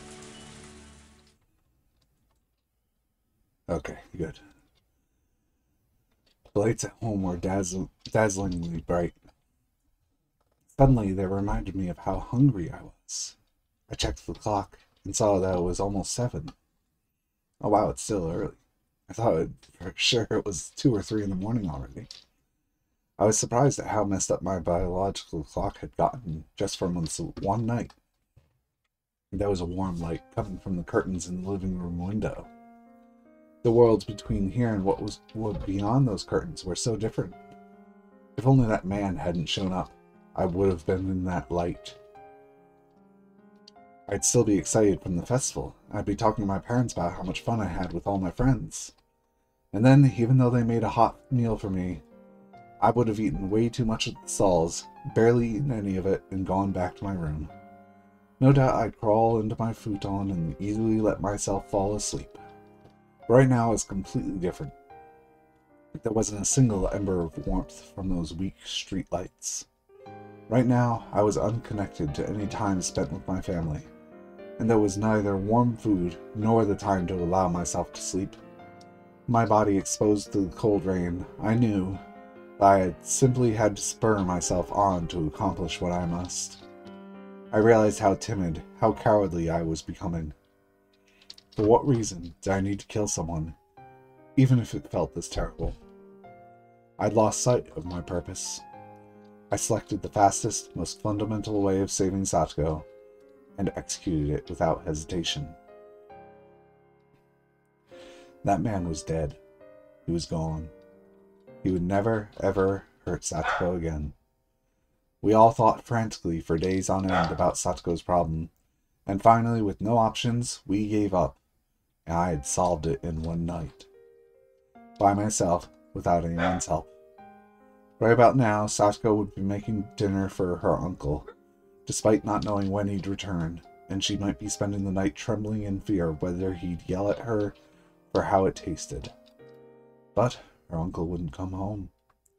She wouldn't have to fear his wrath, nor let him make her feel sad. I see. I did it. I successfully saved Satoko. All I'd been thinking about for a long time was killing that man, and forgotten the feeling that was actually all to save her. I did. I did something good. That's right. I did something good, didn't I? I felt hot tears coming from my eyes. And that's when I first realized that the exhaustion I'd been feeling was actually guilt. The blade of guilt, for a while now, had just been scraping away with its tip, hurting my heart. It hurt so bad I couldn't stand it. It was throbbing painfully. It hurt so much, it was so painful that I cried. I cried tears of joy at saving Satoko. I didn't know why really anymore. I just cried. My tears fell and fell. As I stood there for a while, coming to tears with those terms with those warm tears, my heart was comforted a little. Alright, Keiichi. That's enough. There's nothing to regret or feel ashamed about. Both my body and mind were thoroughly exhausted, without an H, and that was a fact. It was only natural I couldn't feel anything. Even tomorrow, and the day after that, I might not be able to feel anything for a while. But there was one thing that was true. There was the undisputable fact that I had saved Satoko. One day we would surely be rewarded. One day I would be proud of how distressing an enterprise I had undertaken to get Satoko's smile back. And so that I could wait for that day, I had to put the finishing touches on this night. If I left it undone, everything I had accomplished today would be for naught. I looked back up at the sky, which didn't look like it would stop raining anytime soon. Then I rubbed my eyes and summoned forth energy from my core again. How long did I plan on spacing out? This isn't the time for daydreaming. Someone could find that corpse this very moment, or my parents see me outside their window. That pessimistic thought was proof the very natural emotion of fear had returned to me. As I allowed the fear to spur me onwards, I went to look for the other shovel and the lantern inside the storage room. It was fortunate. I remembered what it looked like around the street like the body was near. How dark it was quite possible I wouldn't have been able to look for it either. I didn't realize that when I left the place, so the idea of memorizing the spot hadn't even crossed my mind. And that's why I had to call it fortunate that I managed to get back to the body like this. The corpse was now located in a big, muddy puddle. Half the thing had already sunk into the swamp-like pool of water. I only realized afterwards, but there was an unused irrigation channel right nearby, clogged with fallen leaves and dirt, and there was rainwater flowing in from there. My shoes had been awash with water for a long time now, so without any hesitation I stepped into the puddle. The whole muddy stream started flowing back, luckily. I couldn't leave any slight traces, like bloodstains. The rain was like a blessing from heaven. I checked around me, paying very close attention, then turned off the lantern. It became pitch black, but my eyes got used to the darkness in a few moments, and once I managed to reach the streetlight on the other side, I was able to make out even faint lights. I stuck the shovel into the puddle right next to the corpse. The ground was even looser here than I had thought, and the shovel's tip easily slid inside it. I had to hurry and dig. If I took too much time, I might lose my energy and strength again. It felt almost like digging a hole in the sand at the beach. It was easy to dig, but no matter what, the muddy water kept flowing in, covering the hole. The digging wasn't going as well as I'd hoped. I dug, and the water would go in, so I couldn't get a sense of how deep it was. The only way for me to measure it was to bury my own foot in the mud. I'm digging just fine. It's all right. Don't be disheartened. Dig, dig, dig. Occasionally a car would come by on the road, and I'd hurry to hide myself in the trees. Everyone was only passing through. They wouldn't have their eyes peeled in this kind of darkness. I understood it logically, but I still couldn't help but hide. What I was really scared of wasn't quite that one of those cars would coincidentally happen to witness me here. It was that the distance I could spot cars from was getting gradually shorter. At first, I noticed the splashing sounds from really far away as cars drove through them. I started noticing them less and less, and with the car that just passed by, I didn't notice it until its headlights were upon me. I felt my senses growing duller by the second. If someone were to take a peek in secret as I was burying the body at the worst possible time, maybe I wouldn't even notice. The moment I thought that, I took a good look all around me. I roused all my half-asleep senses and searched for signs of presence nearby. What if I found out someone was spying on me from the trees? I don't even have it that bad anymore. A carnivorous feeling snarled at me, glaring. If there was, then I would dig another hole. I'd come this far already. In order to achieve perfection, I didn't care how much more I had to pay. I didn't know what kind of face I was making at the time, but it was definitely a fervently glaring one. My 5 senses reached the conclusion that nobody was present. I didn't breathe a sigh of relief. You put in an extra E in that breath. How long had I been digging this mud out of here? It was deep enough for it to go up to my knees. Maybe this was enough. Maybe I'd throw the corpse in as a test. I swallowed, getting my breathing under control. Despite how much I'd beaten him, I was afraid of touching the corpse. So instead, I dragged it by the feet to the hole. It took more than just a waggle and a tug to do it. But of course it did. Considering this man's weight was easily 80 kilograms. I rallied all my strength and dragged him. At this point, my groundless fears that he might suddenly start moving again had vanished long ago. His body fit perfectly into the muddy hole. It was more than deep enough. Alright, let's bury him. Quickly, quickly, quickly. If I did a perfect job of burying it here, everything would be over. I would hide it in the hole, and none of this would have ever happened. When I realized I only had a little farther to go to finish everything, I was racked with pointless anxiety, like I was in a race against time. It was like I was absorbed in a delusion that if I didn't bury the body quickly, it might come back to life. In any case, in a great rush, I poured mud and dirt into the hole. If I didn't work efficiently, someone might find me here. Until now, I figured if someone saw, I'd just kill them. Not anymore. I was arrested with such absolute fear that if someone saw me, it would all be over. As I finished the work off, it was a total mess. Splish splash, squish squash. I drew the surface of the shovel across the ground, trying to make it flat. I was completely covered in mud at that point.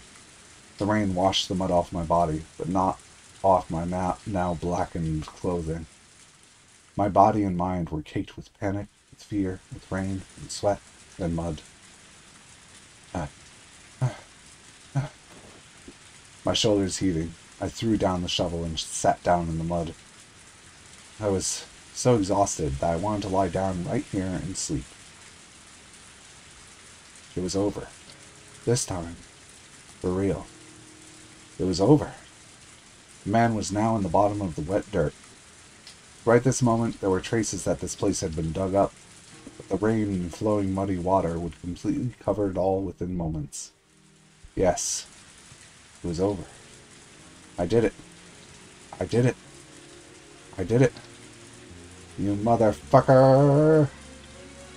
Then I fell over backwards, face up in the mud. Raindrops pelted my face without mercy, but I didn't care.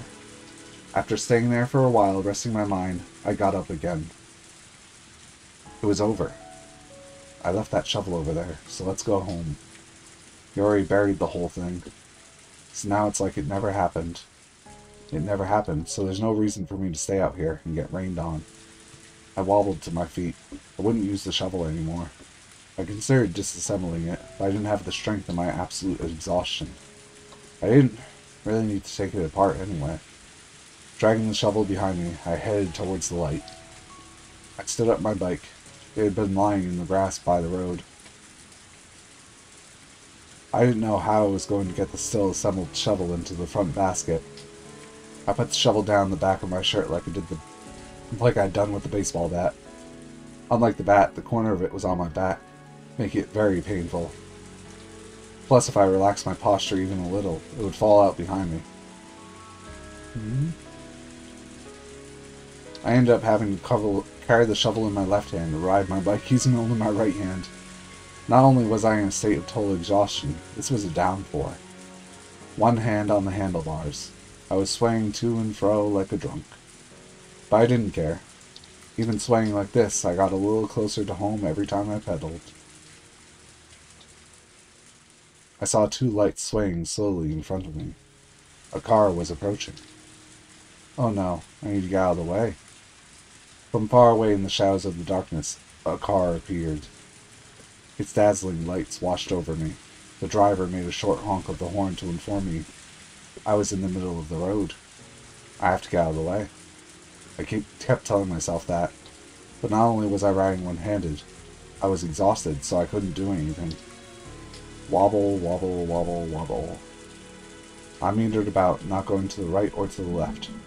The driver decided to swerve out of the way right in front of me, and without lowering its speed much, steadily came towards me. Its outline grew larger in my vision, and telling myself again that I really needed to get out of the way, I jerked the handlebars in one direction, then lost my balance and fell over, bike and all. My whole body splayed out, and one foot got caught in the bike. This was seriously bad. My drowsiness quickly vanished, and just as a cold sweat broke out on my skin, the driver recklessly spun the wheel made a counterclockwise U-turn, came right up to me, and stopped. The driver's seat door opened, and the driver came out. "You idiot, what are you doing here? I was pretty sure someone would yell at me like that." Oh my. Look who it is. It was a woman's voice, and one I knew. I lifted my face off the ground and looked at her. Takano-san. "Good evening. The moon is very pretty tonight, Moirder-kun." It was raining far too hard to see the moon. Takano-san unfolded an umbrella and smiled as she spoke. That smile was, for some reason, uncanny, like she'd seen right through me. Out of all the people I could have met, I got the sudden feeling that this was the one I wanted to see the least. "What are you doing out so late? And you're soaked and covered in mud, and no umbrella either." "What is that? Shovel?" She had come here by a car. She wouldn't have known what I was just doing. And yet she smiled, as though she knew everything. "Calm down, Keiichi. She always makes that mysterious-looking smile, remember? Don't let her on to anything, lest you dig your own grave." "The rumors say you were playing baseball with a golf club. Is that what the shovel's for, too?" "You're using it as an umbrella?" I should tell a good lie here. If I could just do that, things would work out. When I went with Rena to go digging for treasure at the dam, we forgot this there. And you went to get it in this downpour?" "When I left my house, I didn't think it would rain, so..." "Oh, it's been raining for a while, though. You've been out for quite some time, haven't you?" "Well, yes, I was kind of wandering around." "Even so, you came from that direction, didn't you? The dam is in the opposite direction, you know." Takano-san was clearly aware that something exceedingly abnormal was happening with me. As she played her little word games, she was enjoying driving me into a corner. Maybe she had a vague guess, just from the situation, of what I had been doing. My timing really sucked, to run into her of all people, of all the times. At the very end, I could only be frustrated at my terrible luck. I had done so much, and the end was literally around the corner. So why, at the very end, did I run into her, of all people? What do you do, Keiichi? You're still holding something that could be a dangerous weapon. Will you silence Takano-san? Even if it would be simple to kill Takano-san, dealing with the car she'd come in afterward would be an issue. I couldn't drive a car. It was completely different from a motorbike. But even if the car was here, as long as there was no proof I killed her. Yes, in tonight's downpour, without any prior planning, all by coincidence, a hit and run. As long as I didn't drop any handkerchiefs with my initials on them, they would never know I killed her. A black flame quietly smoldered and raged in the core of my body. That's a scary look. Did I tease you too much? Takano-san started to laugh by herself, then thankfully stopped talking about it. But the dark clouds in my mind didn't go away. Leaving that aside, how long are you planning on crawling on the ground with your bike like that? Would you mind moving out of the way? If I moved, she would leave. So I tried to get the bicycle up and out of the way, but then twisted my ankle and fell over. Ow, shit. There was a sharp pain in the ankle I had twisted. This is nonsense. A sprained ankle, now? Oh my, are you alright? Did you twist your ankle? Takano-san squats down and takes a good look at the ankle I keep rubbing. She compares it to my facial expression, apparently trying to gauge how bad the wound was. Can you stand? I didn't expect to, but I couldn't even stand up. It was all I could do to shamelessly wriggle along the ground like a caterpillar. Takano-san looked at her watch, then at her car, and after thinking for a moment, opened the passenger's seat door, and then gave me her shoulder to stand up with. I'll take you home. I do feel bad since it's almost like I hit you. I'm sorry. I wouldn't just leave you there. It's a good thing I'm a nice person. Nobody good has ever called themselves a nice person. That would have been a terrible thing to say to someone holding me up like this. I took Takuma's hand and sat down in the passenger's seat. Takuma-san went around the back and looked at my bike on the ground. I don't suppose we could take the bicycle home tomorrow? I could clearly tell from her face that she thought it would be a pain, since it would be heavy and it would get her car dirty. But my bike has the name Moirder written on it. I couldn't leave it out here like this. Well, can you somehow put it in the car? I sort of need it. The trunk is already full. If I put it in the back seat, it'll get the seats dirty with mud. Well, given how you're already in here, it's already dirty, I suppose. I turn back to the back seat and see someone's folding bicycle there already. It still looked big enough to fit my bike in there as well. My expression reflected my thoughts, and the exact thoughts seemed to get through to her. Alright. I'll put it in here for you. I'll be really nice, but just for tonight, okay? Takuma-san continued with her mean jokes, but she hoisted my bike and loaded it into the back seat for me.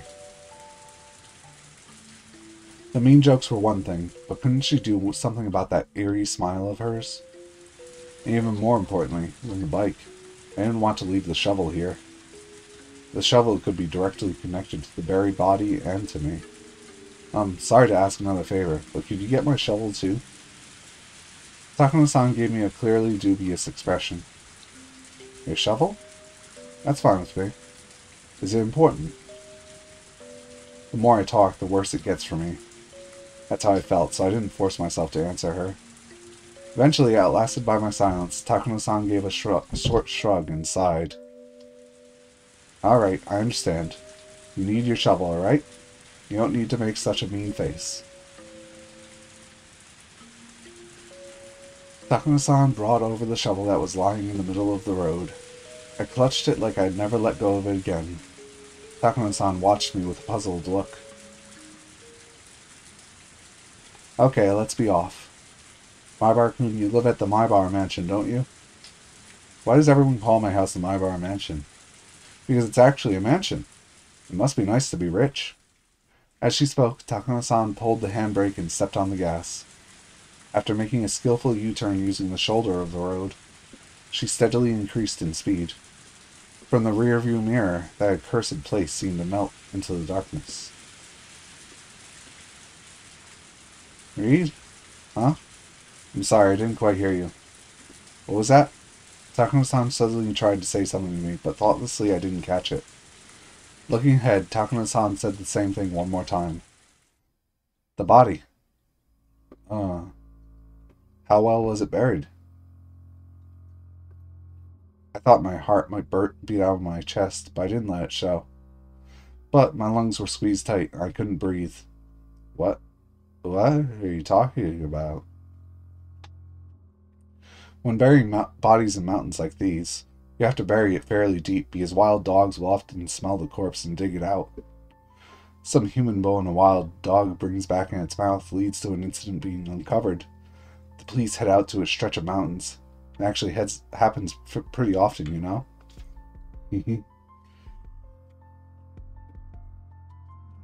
Pound, pound, clang, clang. Huge, rusted bells start ringing in my head.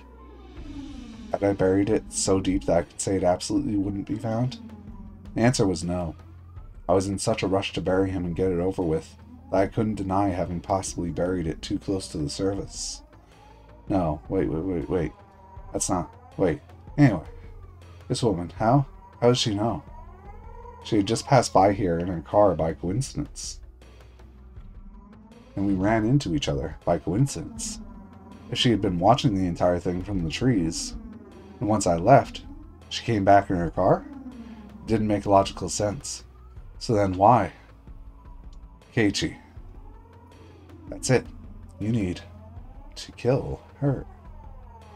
My entire body reawakened, and I could feel my pupils dilate. I couldn't possibly beat her to death with the shovel in such a small car. Then I would use my hands and strangle her. But she was driving right now. If I strangled her, we might get into an accident. Then suddenly Takuma-san turned and looked at me. What, no witty retort? For a moment I was surprised. What was she talking about? It would seem we're not a very good match, Takuma-san said, disappointed, returning her gaze ahead. I repeated the words she'd said a few times in my head and finally realized she'd meant it as an off-color joke. I didn't know whether it was really a joke, but I wouldn't be able to fool her, no matter how many lies I told. Right now, with her driving the car like this, I couldn't kill her. I would have an even harder time doing it when we got back to my house. That moment we met, that had been my best chance. And to have missed it so easily, it hurt. After that, Takuma-san didn't say a single word. The car was completely buried in an almost suffocating silence. What kind of woman had I run into? With everything that happened today, I managed to pull it off, and at the very end of it all, I just had to go home and go back to sleep. What bad luck. As my sleepiness gradually overtook me, the anxiety I felt steadily started to matter less and less. Is this alright, Keiichi? You probably should not leave this woman alive. Right now, I'm tired. She stepped on the brakes and I jerked against my seatbelt. That woke me up. I thought I must have fallen asleep by accident. I looked out the window and there was a big building with faint lights on. It was really dark out, but I knew immediately it was my house. I'll go get your folks for you. Would you mind the place for a moment, few moments while I'm gone? Don't make fun of me, please. Besides, look, I'm fine now.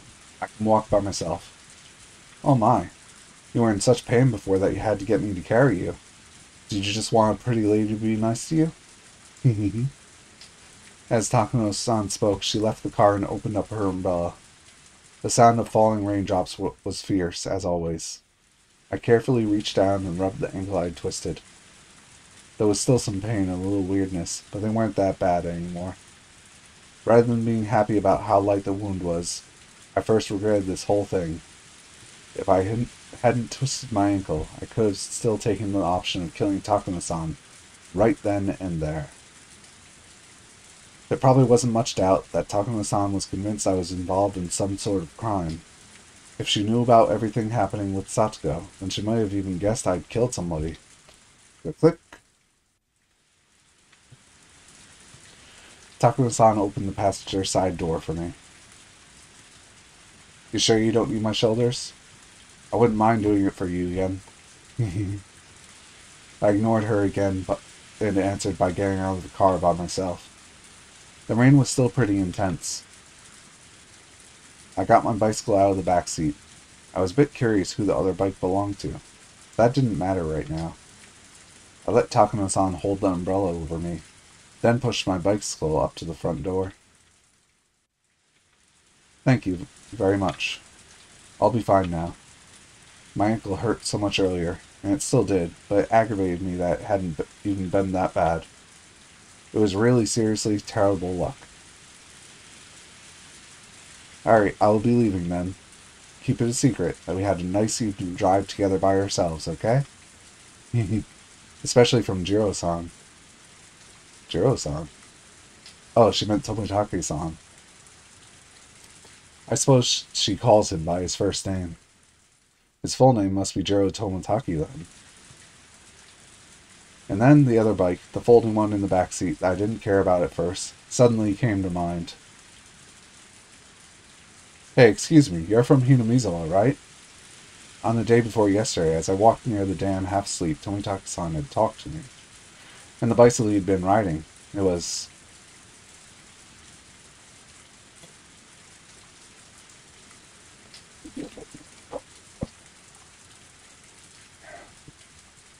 That bicycle in the back belongs to Tomitaki-san, doesn't it?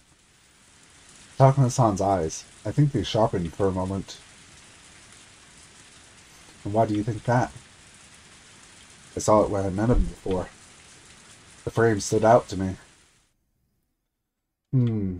But wouldn't that be odd? Do you think it's possible for this to be Jiro-san's bike? Odd. Huh?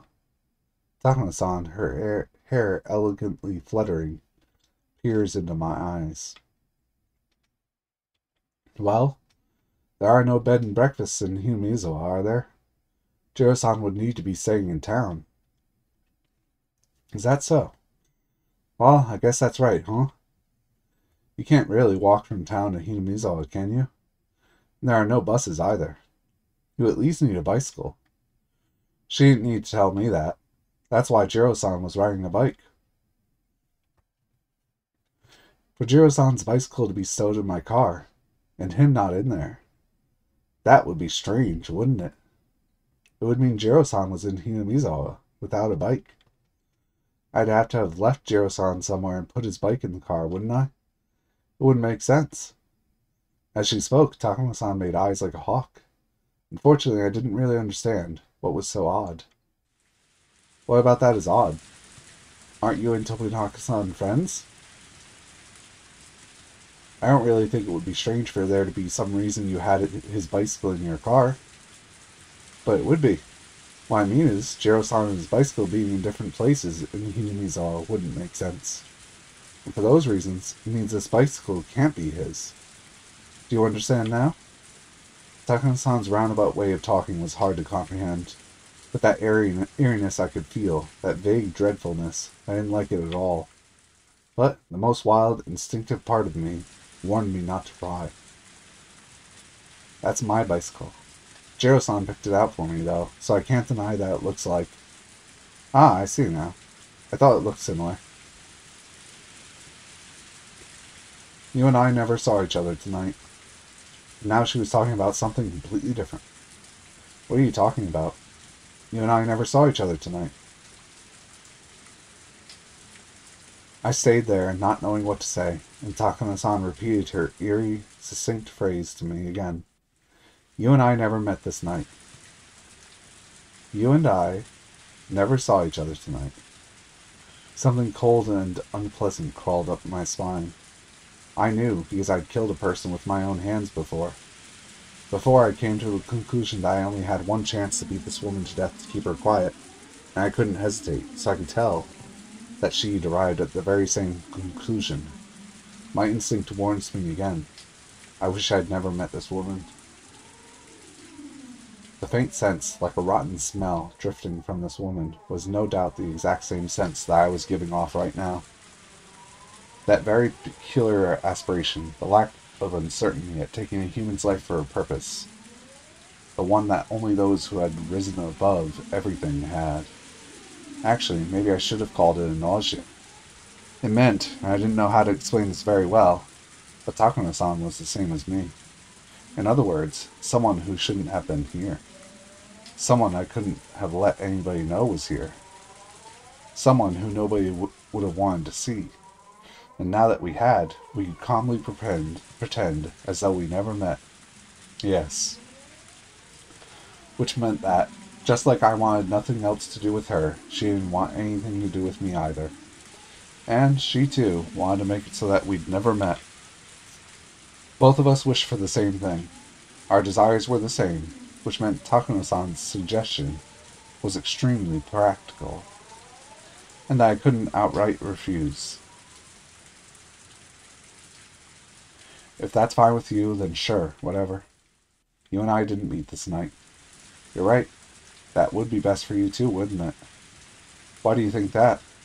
Are you seriously asking me that? You can't figure that out on your own, boy? She cut me off with the condescending word boy. Right in front of my house, in a place most unsuited to killing. And yet there was a frozen thirst for blood, coming from both of us. I would be killed right here, right now. Yeah, I should have definitely beaten her as we passed each other. A damp, greasy sweat broke out on my body. That's fine. If you want me, then you can come any time. And when I made up my mind, she shook her hair elegantly and turned on her heel. Good. I am a kind person, after all. What was good? How? Because she was a kind person? Was that it? I didn't get it. Takuma-san got into her car. We didn't exchange any words of parting. I had performed a massive feat, the killing of Satoko's uncle, and yet I didn't feel any accomplishment.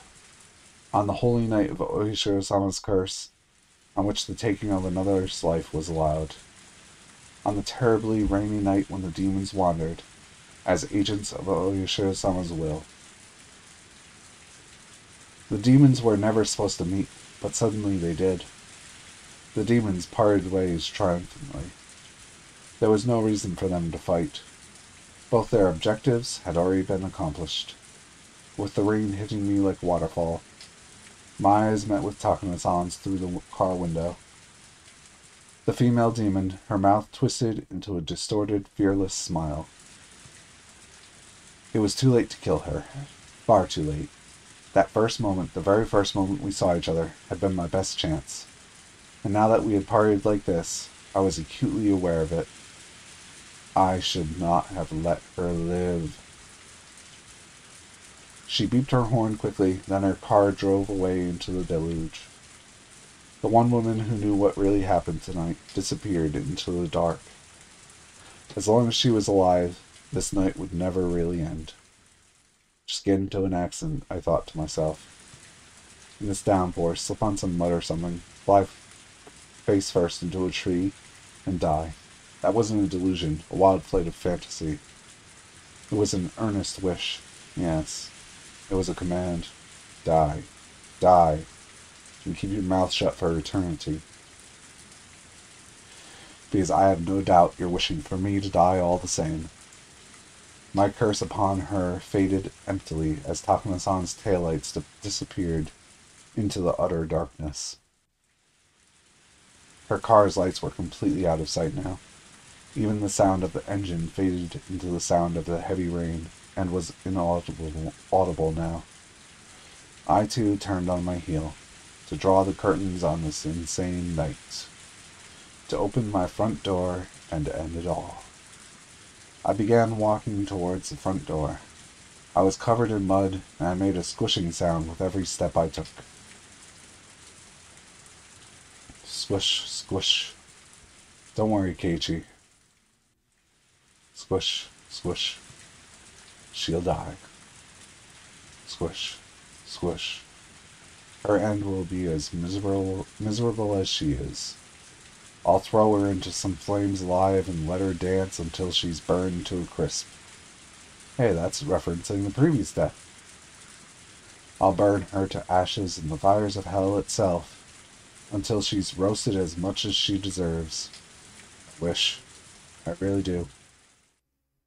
Swish. Huh? Just now. I hadn't taken a step, and yet, a footstep. Without emotion, I turned around. If there was a footprint that wasn't my own, then it was obvious someone else was behind me. Was somebody else there? I was sick of this. Whoever it was, I was sick of everything tonight. This time I would kill them. I'd kill them without a second thought. I wouldn't hesitate to turn around and dig another hole. But, fortunately, there was nobody there. I wasn't going to have to kill any more people tonight. This night, I couldn't handle any more of it. Even if I heard an extra footstep each time I stopped, I put it down to me just being tired. And that's probably the end of the chapter now.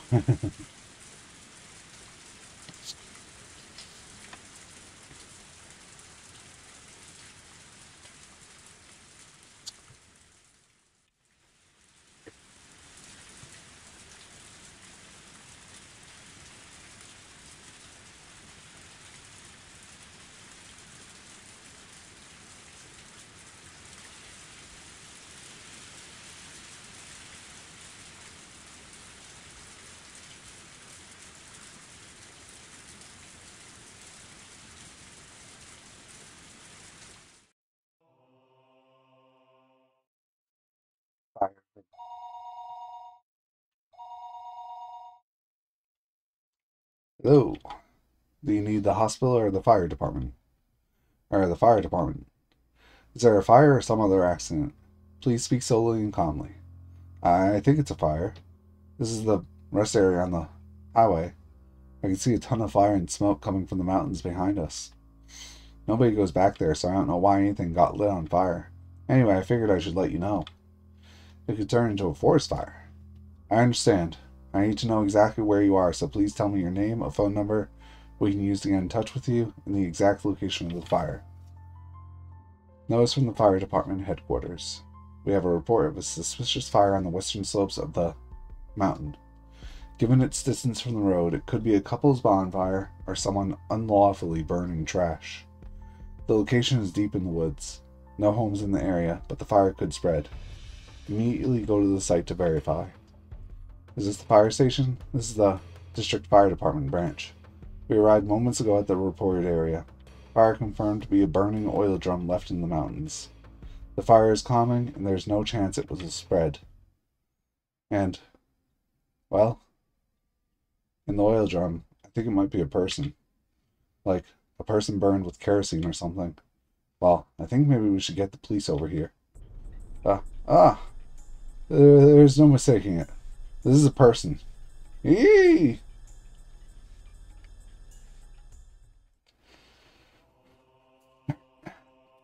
Last note, victim of the 5th year. I wonder who they're talking about. This year's curse, then? That's what it looks like. He kills them differently every year, but this is particularly conspicuous, isn't it? Clawing out your own throat. That isn't normal. Let's leave the rest of the old man in forensics. I'm sure he'll find some suspicious drugs. Thank you. Thank you for your hard work. Oh, Oishi-san. Komiyama-san and the others have arrived. Oishi-san, much appreciated. Well, it would seem we have a pretty crazy one this year. Yes. We've been outsmarted. I was absolutely under the impression Teppei Hojo would get killed tonight. Who is the deceased? Jiro Tomitake, a photographer with a hobby for coming to Hinamizawa a few times a year. We didn't even have him marked. I wonder what happened. Did they realize we were watching the Hojo residence the whole time and decide to switch their target? Maybe. We sure flubbed this one. There are no problems with Teppei Hojo? Correct. His daughter left for the festival in the evening, and a little while later he left on his motorbike. His daughter came back first. Wait. Has he not come back yet? Is he still out drinking somewhere? Oishi-san, are you there? Call from Chief Takatsugi. He's on the line in car 1.